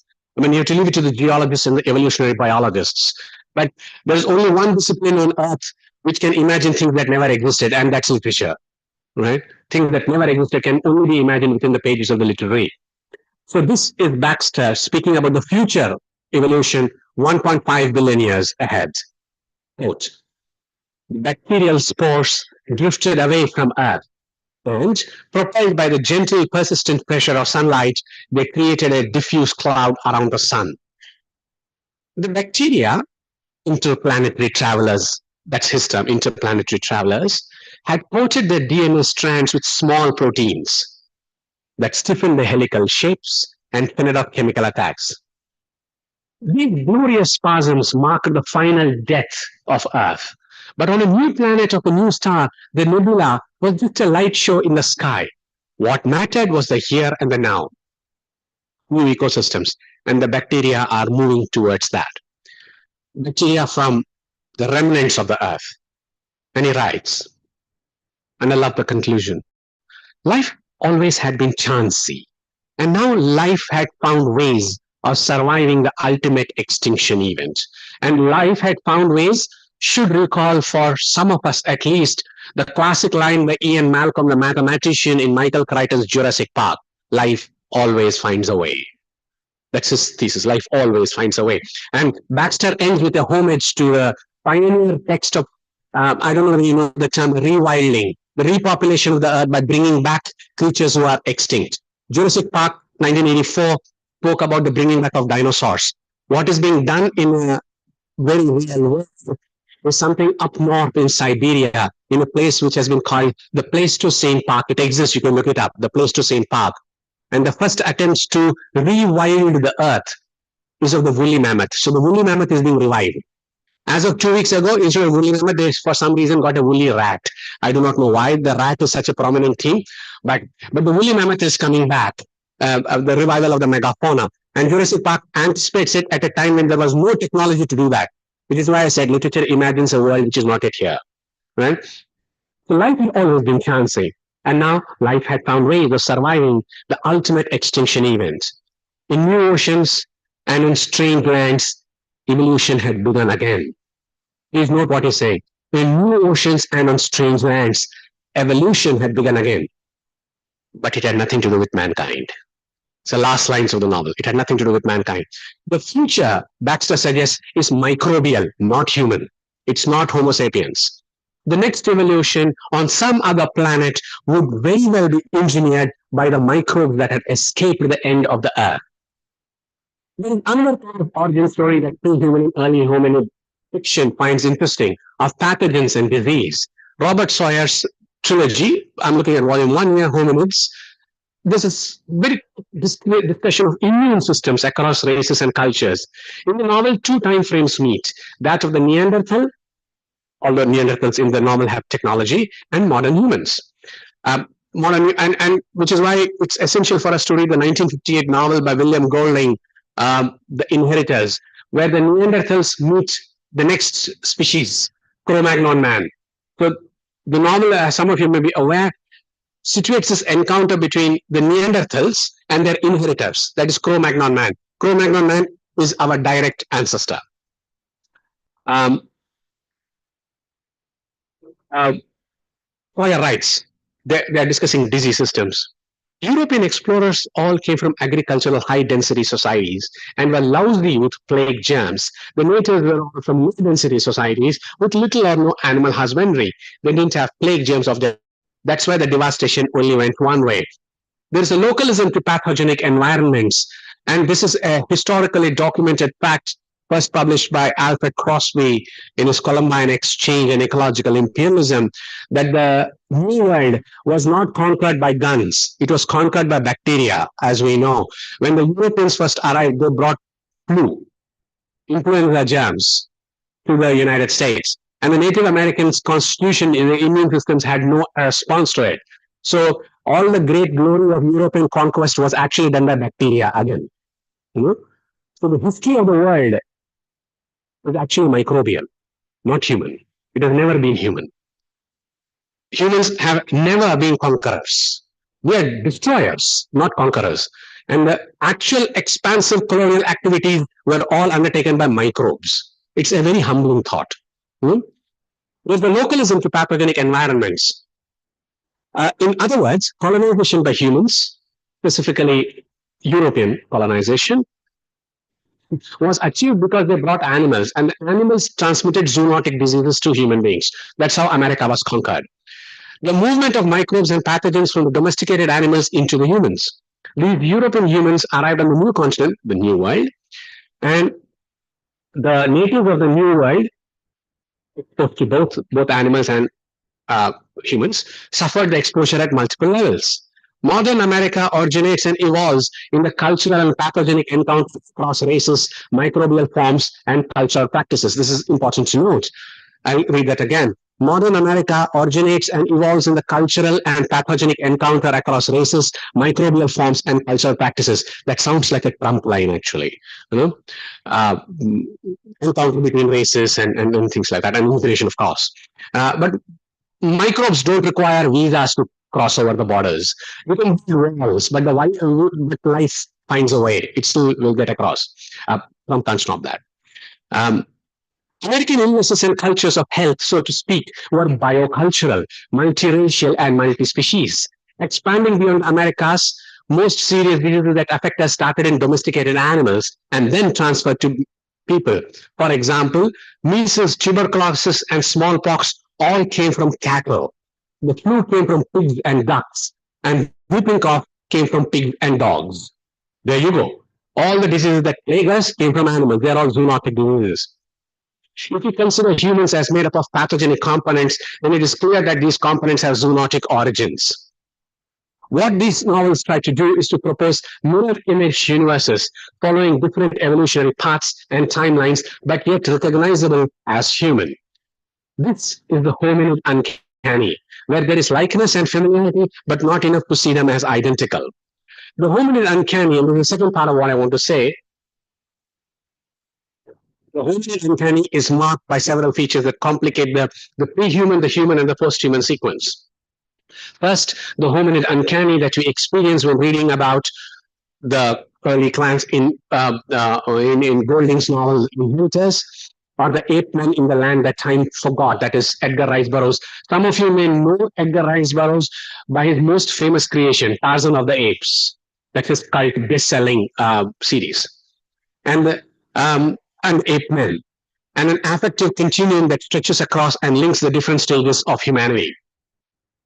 So the early Neanderthals also exhibit the same kind of emotions, and like other later humans. Emotions generate communications, and this is Inheritors' famous account, where the people don't speak. The Neanderthals don't speak. They flash images telepathically. This is the Neanderthal, please note. Language has not yet developed. Their brain development is very, very low, but they transmit images. This is the description. The three of them stood and looked at each other. Then, as so often happened with the people, there were feelings between them. Pa and Neil, two names, shared a picture of a third person thinking. Emotions generate communication, and when people have feelings between them, as the above passage suggests, then communication is imperative. While hunger and instinct do dominate the life of the Neanderthals, Golding emphasizes that there is something more that binds the early humans together. Golding, for example, mentions laughter, terror, and fear on several occasions in the novel. We have no record whether the early hominids laughed, by the way. We have no idea whether they laughed. Laughter being one of those things that we characterize humans by. I don't know whether we have adequate evidence that animals laugh. Do they crack jokes? Do they pun? We don't know. And if laughter or the comedy is seen as the high point of human existence, then we simply perhaps do not understand whether these people, the Neanderthals, have experienced these. They may have experienced, but did they have a gestural, non-verbal communicative system, which is what Golding is saying, as he puts it here. Oh, he laughed for joy, feeling that he would like to, etc., etc., description. He felt the sweat of terror. I'm not reading out the whole thing. Triumphantly, he sunned himself. The people applauded him. And then, pictures he has in his mind. Here, another picture of the logs moving back into the river. And this picture was so clearly connected in some way with the first one, and the sounds from the clearing that he understood why one came out of the other. There was an upheaval in the brain, and he felt proud and sad. Even consciousness and ability for reflection, because evolutionary biologists tell us that the hominids did not have the capacity to self-reflect. The brains were not developed enough for that. And they were governed primarily by instincts such as the death drive, eroticism, and hunger. So they didn't always plan for the future. Planning is something that arises with Cro-Magnon man. For example, if between November and March there is winter, then the early Neanderthal would not know how to plan for the next winter. They would be like several of our cities. I don't know if they have seen, after every rain, there will be a small photograph of the city inundated. It says, city caught unawares in the rain. I do not quite understand why in monsoons we are caught unawares. In monsoons, that what we expect. But the news report will always say, city caught unawares in the rain. And that happens every day. Really, you cannot be caught unawares every day. You know, it's a bit like your PhD students surprising you with bringing assignments. You will discover it's ChatGPT. You are caught unawares. You know, Neanderthals get trapped in the winter without food because the land is frozen.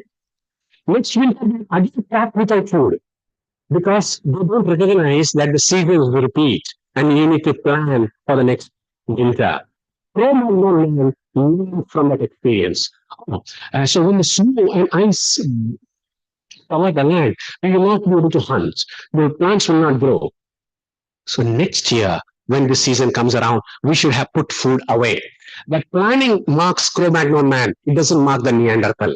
And that shows the evolution of a cognitive apparatus, but it also shows cultural evolution, that we plan. And the planning manifests in the largest industry in the world, insurance, is what it plans. And I'm sure you have noted the irony of the insurance rhetoric. It tells you it is a good for the family should die. Because when it's a lot of money, it's not a very cheerful talk to people. You know, the best thing you can do for your family is money away and then die. It seems an odd way of selling insurance, but the whole idea is to say that you should be responsible.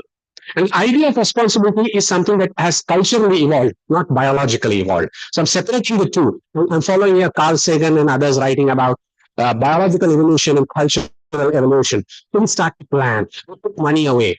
Cro-Magnon man put food away. Once the land gets locked into snow, there's no hunting possible.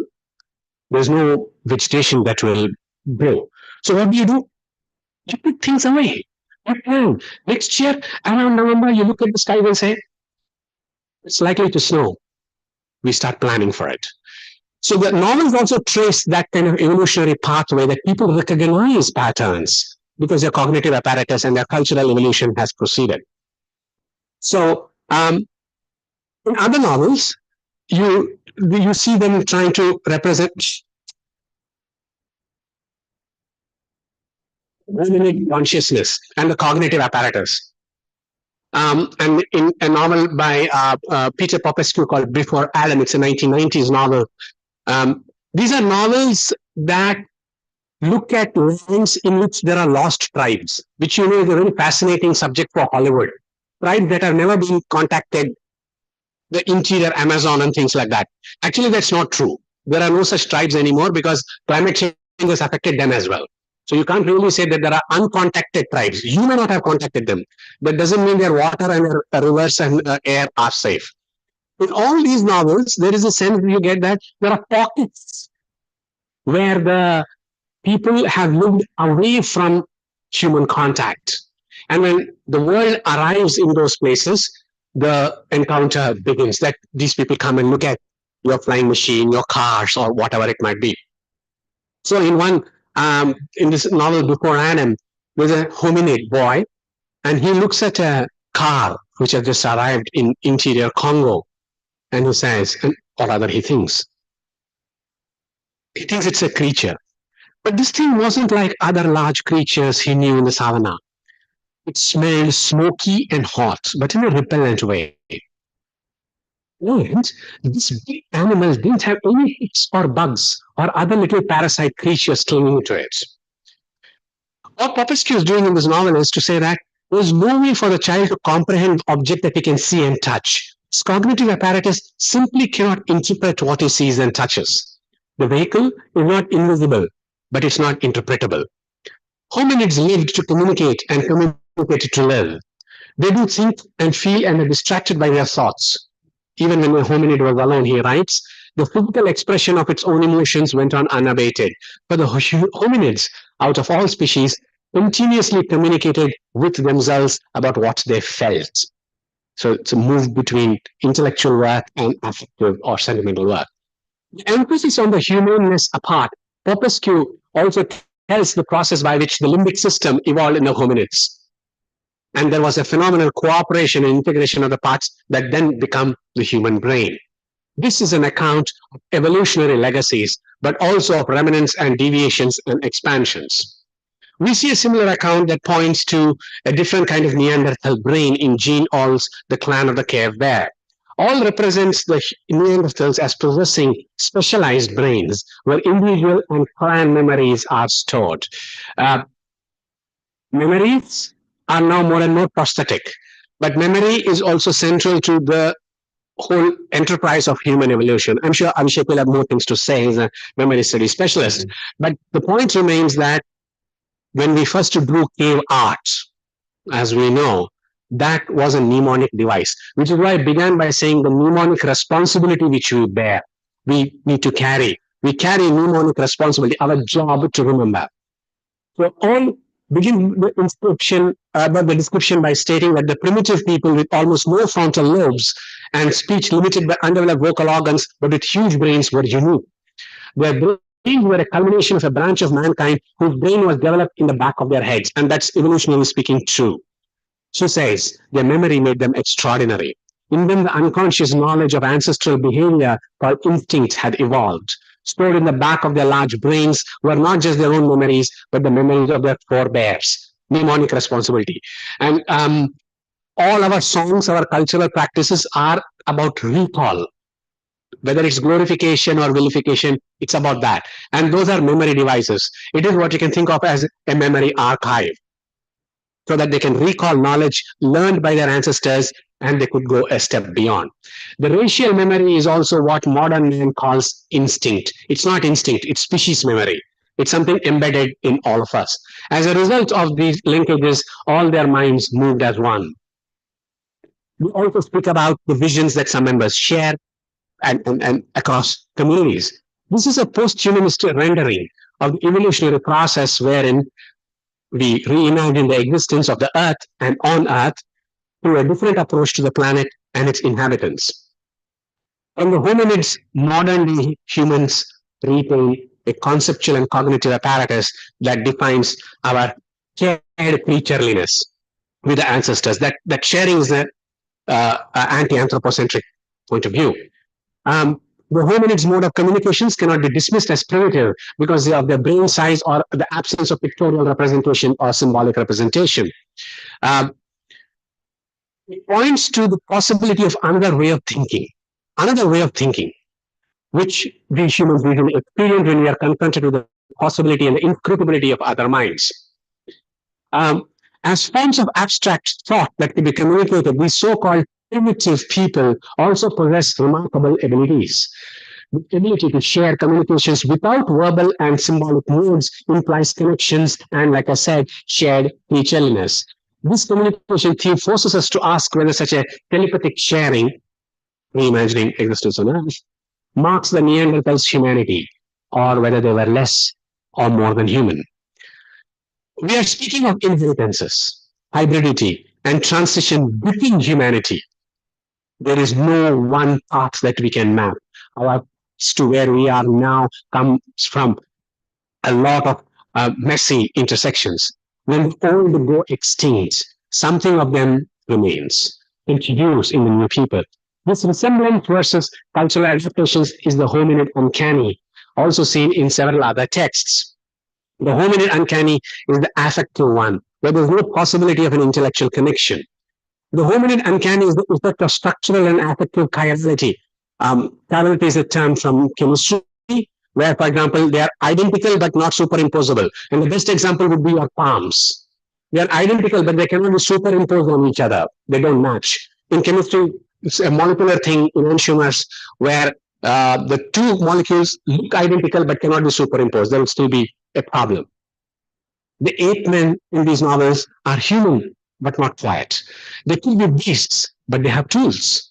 What are they? Beasts, ape men, which is a standard way of describing them, human, non-human, we don't know. The ape men are mirror images of us, but they are not superimposable on the humans. They function to remind us of what modern day humans once were and where we came from. And you have descriptions in Arthur Conan Doyle's famous novel, The Lost World. Expressions, behavior, attitudes, and other features of the hominids are read off in human terms. That is, we are reading them. And the parallelism of these novels in presenting the protagonist as a later enunciation and embodiment of the ancestor is calculated to generate what I've called the hominid uncanny. Hands, humans, and paws of the hominids are interchangeable, just as laughter, human, and cackling, hominids are. The hominid is the foreign in the human. Thank you.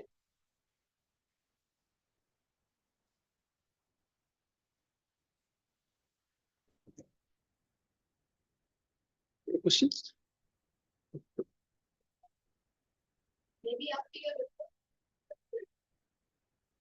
The report contains also open to questions. Yeah, hand up. Yeah. There's a-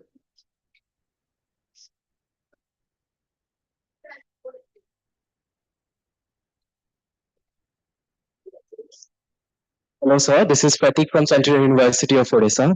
Thank you for your lecture. So, while you talked about the anti-anthropocentrism, a very basic question that came to my mind was, if not humans, then what criteria determine which being or system have the inherent worth? And if it is microorganisms, then how can we move beyond the system that is based on consciousness? It's not based on consciousness to begin with. It's based on a multiplicity of things. Consciousness is one of them. So, for example, when you think of basic physiological functions, they are species memory. We have inherited those continue. They are also dependent upon, like I said at the beginning, the inanimate and the non-living, right? And other forms like microbes, which you mentioned.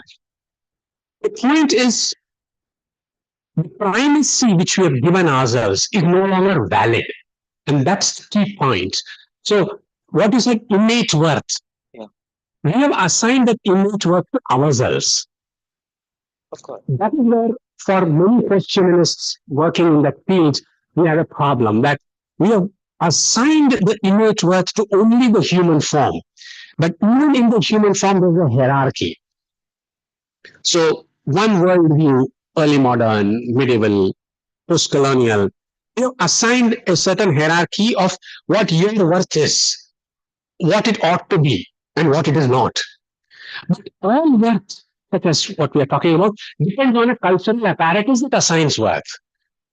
It has nothing to do with evolutionary pathways. So when these kinds of novels are focusing on the fact that we basically came from rats, oh goodness, that doesn't sound very cheerful. There was a cartoon some months ago. Darwin is visiting the zoo. And this kid has spotted of Darwin's beard, pulled into it and says, I don't care what you say, I am not related to the humans. So the chimpanzee does not want to at any point acknowledge that they are cousins. Hence, there's a deep My goodness, how can you say that? And Darwin, oh, right. So innate worth, we assigned it. We have also, when we assigned innate worth, relegated this to a much lower position in the hierarchy. That is what this kind of fiction disturbs. But that's direct response to your question. The problem is, reading this kind of fiction requires considerable stress and strain. They are 800 pages long. I don't know why you have to make it 800 pages, but somewhere editorial skills have been lost. And that is also part of a meta comment that if you want to speak about innate worth, we have to talk about how we have come to that conclusion. And that requires looking at 1.5 billion years of evolutionary texts. Yeah? But it's worth exploring your points. How innate worth has been. I would not use the term innate worth. I would think in terms of cultural values. That would be more appropriate. Yeah. So it will have your race, gender, other angles. Yeah. Thank you.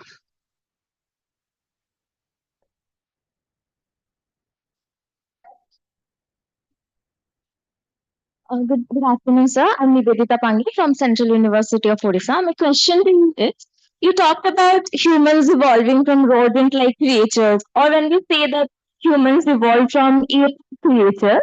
But when we are saying this, we basically again go back to anthropocentrism because we evolved and we became human. So how do we can undo this idea by reimagining the existence of No, we don't say we evolved from chimps alone. We speak about the fact that we evolved from multiple species. So we do not think in terms of one single narrative of evolution. We think of it as far more complicated, involving other species as well. So all of our origins are multi-species, which means not chimp alone, not this alone, not that alone. It doesn't have a narrative to begin with. This is still very new, about 25 years in the making. And the evolutionary biologists are giving us clues that life did not begin the way we think it began. So other ways of thinking about the paleontological record, the geological record, it's interesting and important to see that whatever we have written as our myth of origin is not acceptable any longer. It's not that we evolved from one line, but one line of evolutionary scheme is made up of several other lines, which involve rodents. Like I said, the cold-blooded becoming the hot-blooded. And cold-blooded is the lizard generation or species. And how on earth, and that's literal, how on earth do we think we are related to the cold-blooded creatures? We don't know. We have 1.5 billion years of that to trace. So I must also caution that much of this record is not really clear. Some of it is speculative. Even in the conditions of evolutionary biology laboratory things, we are not very clear. There are what Darwin famously called missing links. But what is you can't trace one dominant linear narrative. That's not possible any longer. So that's the point. evolved?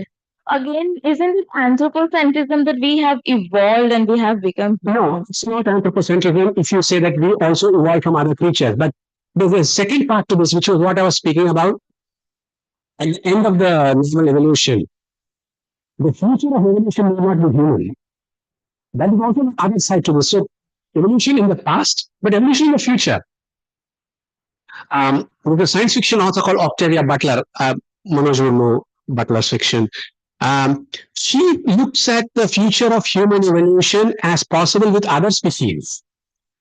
So why do you think humans must only breed with other humans? What if we breed with other species?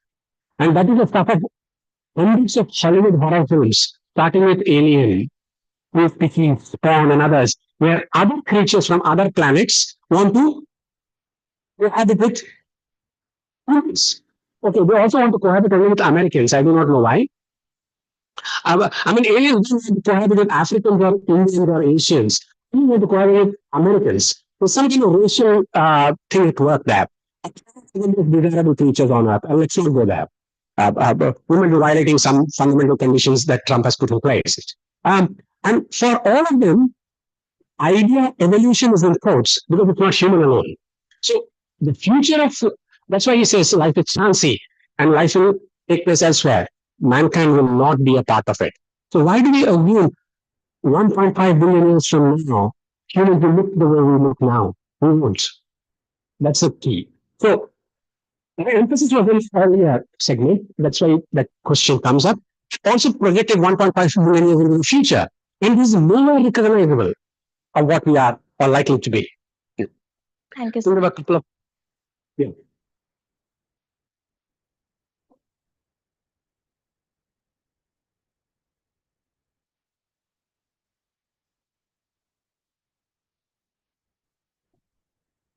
Answer.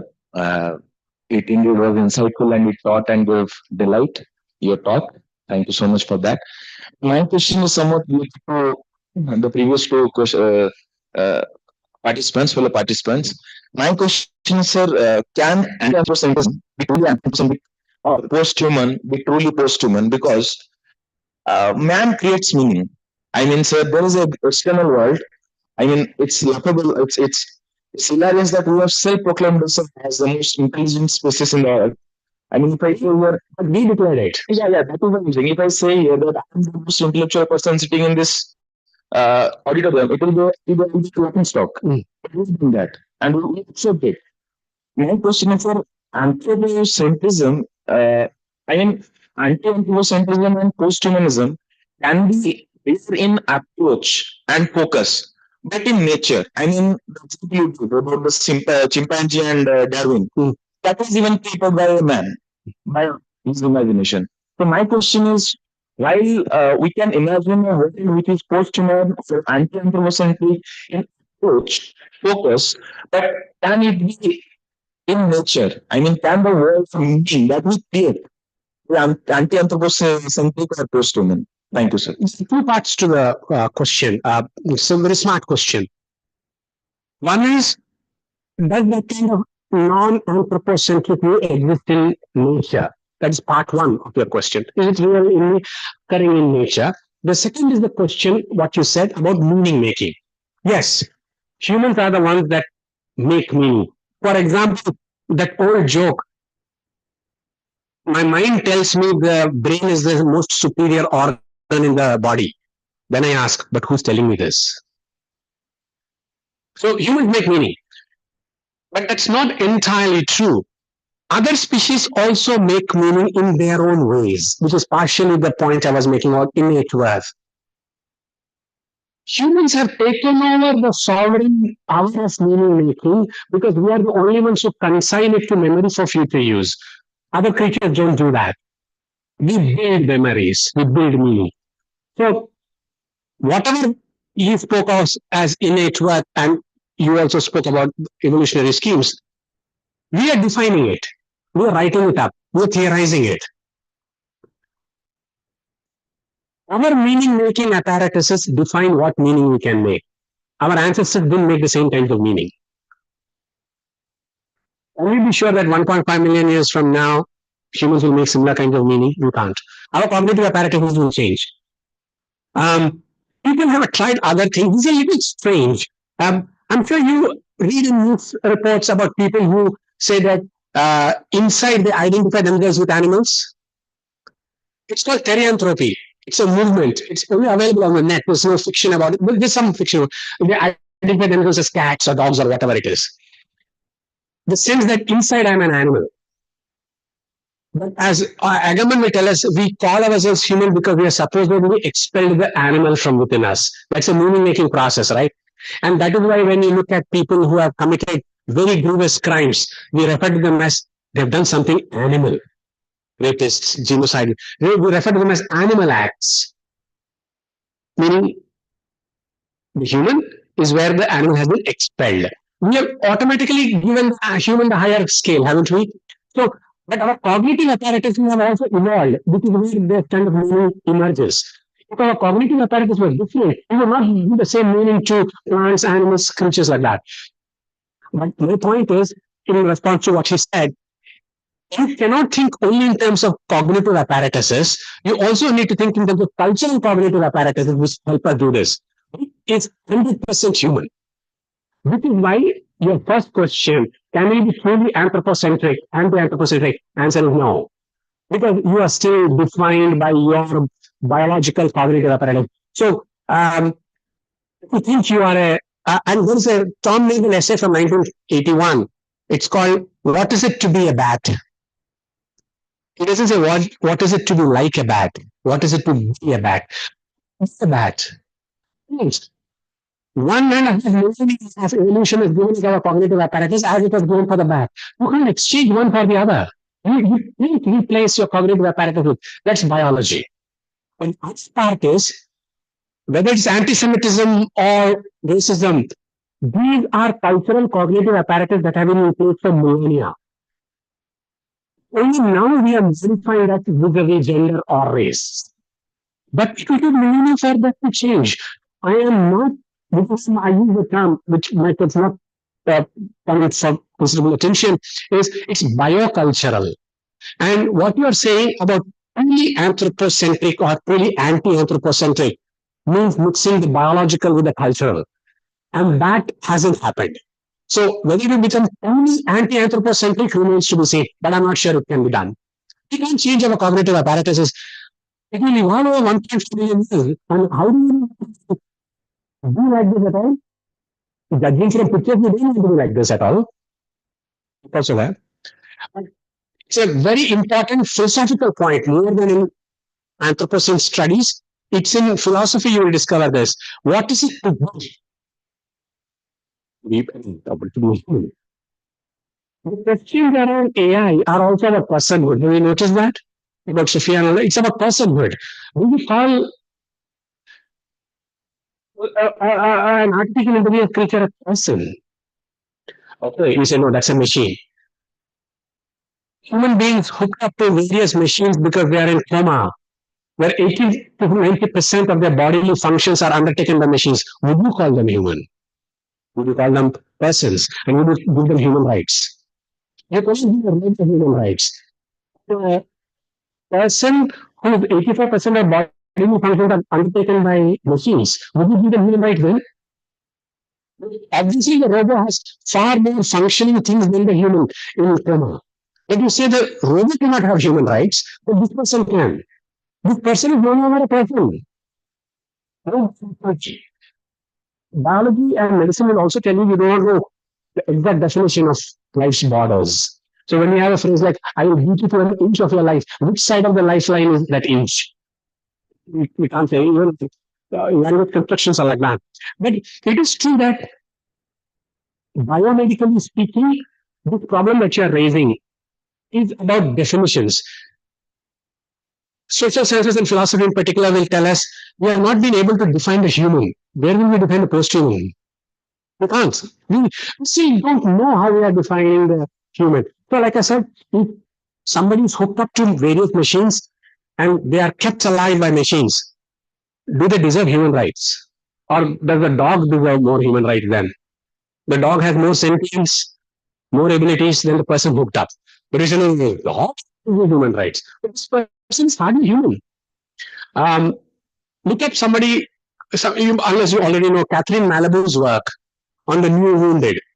If you have stage 6 of Alzheimer's and beyond, are you still a person? If you had brain lesions and your behavior has changed, are you still the same person from the day before, or the year before, or a generation ago? You have been transformed. Are you the same person? Personhood depends on continuity. But you are no longer continuous with what you were 15 years ago because you have Alzheimer's. Right? Your question is primarily about personhood. I would suggest we talk about that also at some point in the next 2 days. Yeah. Somebody else also had a, yeah.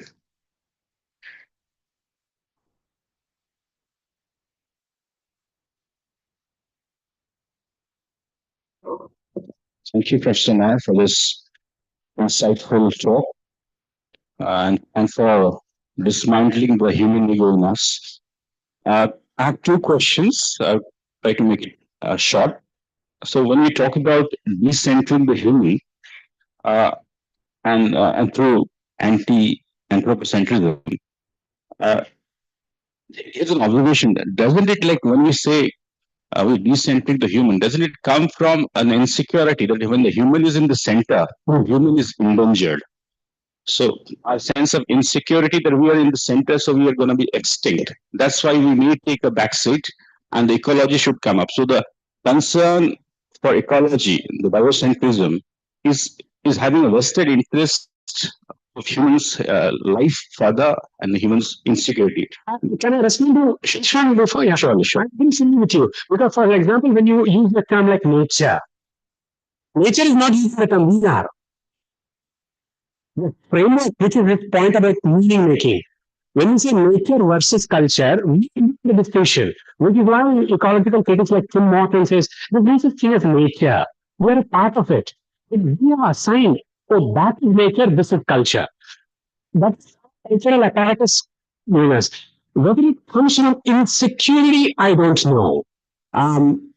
Simply because we are just too arrogant to be insecure. But that's apart. Evolutionary biology tells us a lot of complicated things that make it difficult for us to stay secure also. This is the point I'm making, that how will the next stage of evolution emerge? We are a little insecure. Human sovereignty is at stake. This is where your question will lead at some point. And that is why I'm fascinated by films which are, like I said, about alien species wanting to cohabit with us. The fiction of Octavia Butler, which in the 1980s was already anticipating this, which means we worry about, and elsewhere I've written about this, the loss of species sovereignty. We are not sovereign. But in process, we have never been sovereign. We have been dependent upon others. Insecurity is a very large category. I would think of it as a potential loss of species sovereignty. Would be my response to that. Yes, please. Thank you. So here I'm giving a small examples. I take a fruit from a tree.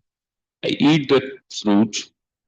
I keep the seed with me for 10 years down the line on my table. Then I implant it into the soil and I water it and a tree grows. So when I pluck the fruit, it's dead. It's so-called dead. The soil is so-called dead. The water is so-called dead. It gives birth to a new life. So our understanding of life, what we say, don't you think it has an anthropocentric definition of life? Absolutely. Absolutely. We are unable now with advances to distinguish between living and non-living, which was my example about AI. And your example, you leave something there, over 20 years it germinates into something, what we thought was non-living, or the standard word is dormant. Another complication to this, tectonic plates move. They change ocean currents, they change landforms. Last month, journals have reported that the Himalayas might change and new continents might emerge because the tectonic plates under the Indian Ocean are shifting. So new continents might emerge and Africa might just split into two. Is that anthropocentrism? We don't know. Our characterization of it can only be through anthropocentric lenses. That is our problem. Language, so when you said one seed evolves, and our friend here was questioning the use of the term evolution, we say that was dormant, now it was like this over a 20-year span. That's how we are defining life. No other creature other than us give names that we are aware of. There's a Native American poet whom I suggest you might read called Linda Hogan, and she, in one poem, says, the animals knew each other's names. The animals knew. What do we know? That what we are saying. So, when we even use a term like life, how do we characterize life? It is mobile, it does this, it does all that. And contemplative philosophy tells us that tectonic plates, clouds, ocean currents also move. If mobility is the future of life, then we are alive, no? The universe is also expanding. Expanding. We don't know, because we have the definition of life to a certain set of variables. The world doesn't follow that at all, actually. The point I would reiterate is that we have no other language in which to describe it.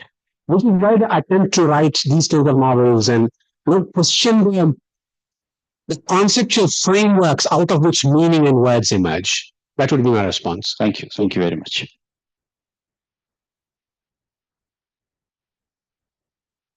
Thank you.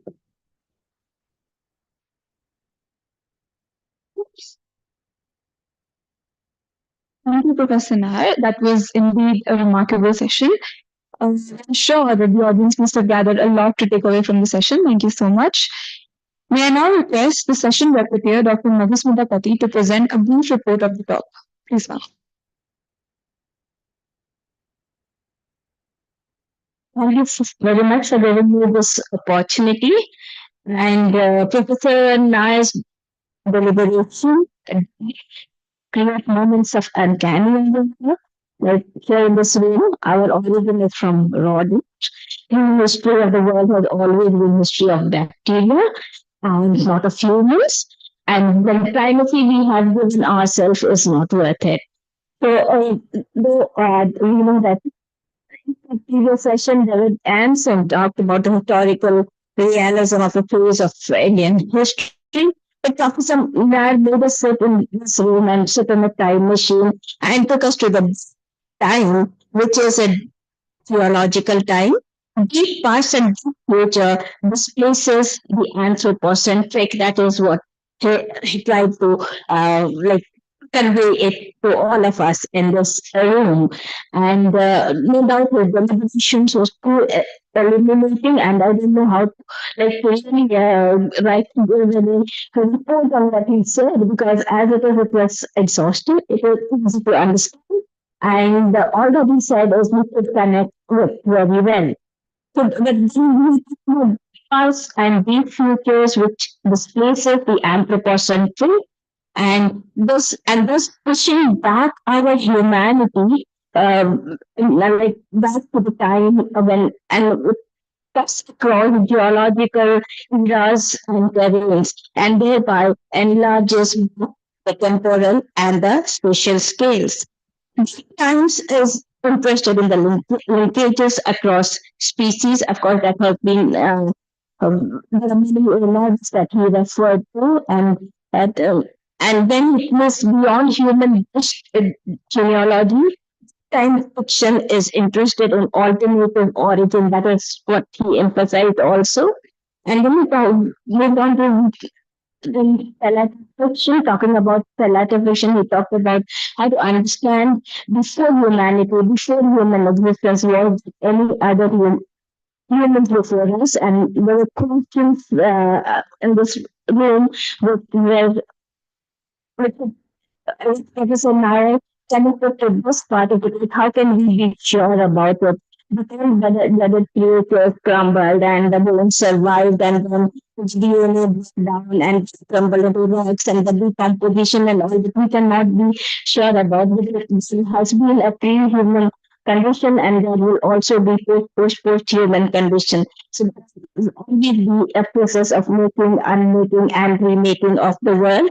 And all species are multiple. All species are multiple. Then what makes us makes the difference is the cultural cognitive apparatus. That is what he focused on. And the middle image follows a different evolutionary path and the timelines, but humans are recognized as human and modern humans. So that is the hominid anatomy. The history of the world has always been bacterial. We talked about that. Colonization of humans has been possible. We gave several examples. Has been possible because of animals, and we talked about how the people moved to America. The early settlers took animals with them. So overall, we talked about hominid anatomy, which has, and we are from here, because a lot of confusion when we talk about post-humanism, but here the phrase the cultural cognitive apparatus is something that we possess, and that is what makes the phrase. and all species are multiple. Thank you very much.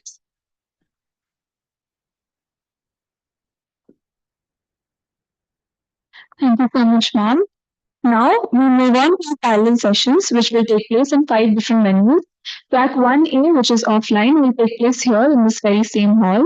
Track 1B, offline, will take place in Seminar Hall 4. Track 1C, offline, will take place in Seminar Hall 5. Track 1B, offline, in Seminar Hall 6. And track 1E, which is online, and the Zoom link of which has been shared beforehand. Following the first track of parallel sessions, we lunch from 1:30 to 2, and post lunch from 2 p.m. we resume the second track of parallel sessions at the same venue. The track details have been placed outside each venue and are dedicated volunteers to guide the respective venues. We look forward to engaging discussions and thought-provoking presentations in these sessions.